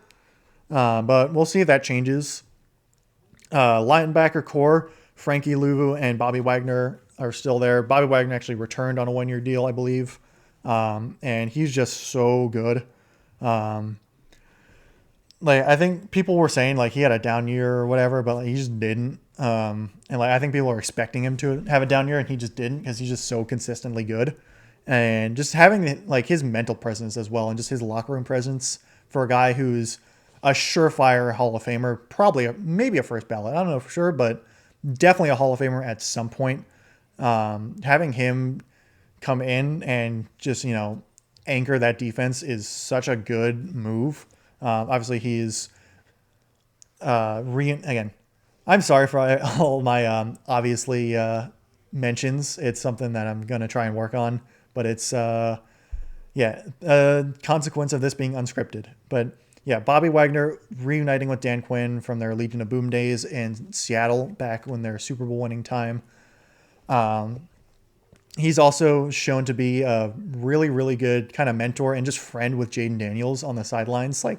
Anytime you see those two, they're just having such a good time together, which is such a good thing to see. And now you also bring in Von Miller as well as a pass rush specialist. Von Miller is obviously not what there you go again with the obviously. Von Miller is not the same player he once was, even 5 years ago, but he doesn't really need to be. He can just be a guy they bring in on, say, third down and just to try and get to the quarterback. It's a low risk, high reward type move there, and I like it as well for a team that kind of needs some pass rush help. Bring in a guy like Von Miller, who's been rushing the quarterback for so long and doing it so well. Frankie Louvu's also been such an insanely good player, just insanely dangerous player in the best way possible. He's such a threat on the defense of anyone. You do not want to mess with this guy whatsoever. The secondary I think is also going to get a lot better this year. It was a big weakness last year. They had some pretty rough cornerbacks. As Benjamin St-Juste and Mike Davis getting starting reps reliably was just not good. So they upgrade that with obviously they. I should start like a swear jar for the amount of times I say obviously as my transition word. So the Commanders traded for Marshawn Lattimore at the trade deadline last year, and he was probably playing injured from the looks of things. It was okay, to say the least. Now presumably will be healthy and probably better with more time in the system. Mike Sainristil had an insanely good rookie year as a cornerback. Again, completely biased here, but also kind of not biased. He had probably the best rookie corner year out of any rookie cornerback last year. Definitely one of the best. But having him, Lattimore, and now they drafted Trey Amos in the second round. Amos, I know, dealt with some injuries in the preseason, but second round cornerback,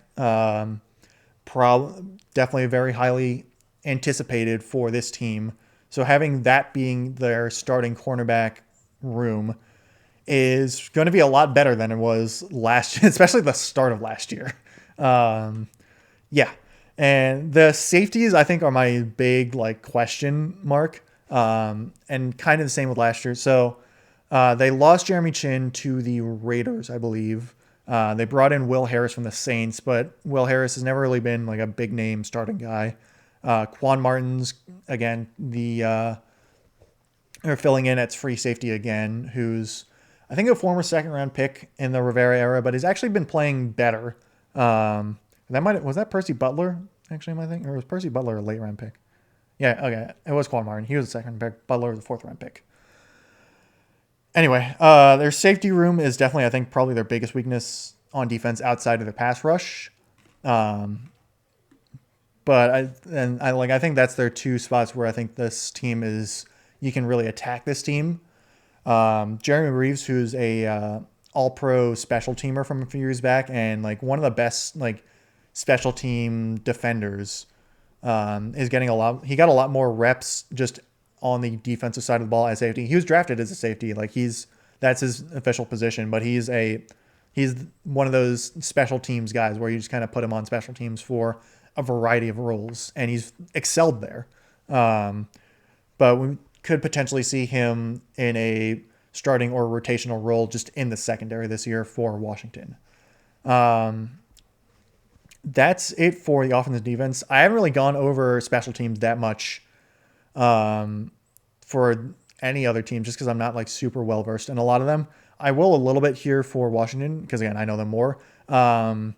Tress Way is still a really, really good punter. He's been the one guy on this team that you can really rely on for so long. Jalen Lane is looking to be the punt returner, while Eckler and McCaffrey are the kick returners. McCaffrey actually had some pretty good kick returns last year, so I'm excited to see how that goes. And then currently their kicker is Matt Gay, who didn't have a great preseason.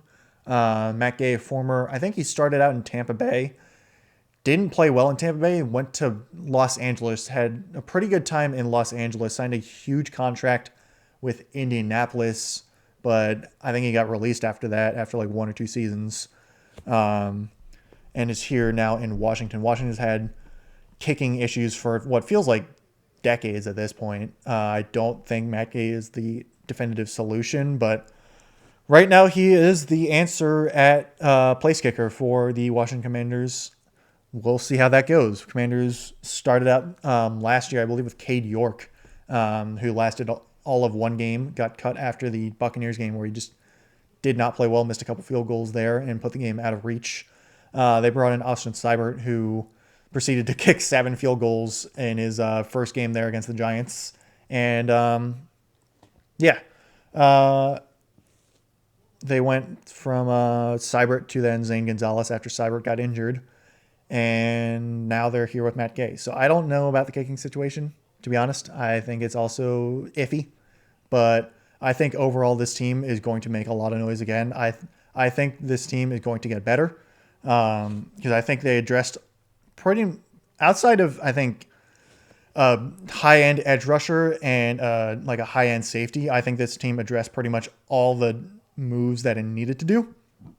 And again, this is kind of me being biased, but I think Washington will give Philadelphia a good run for their money for the NFC East division here. And this NFC East review has gone on very, very long.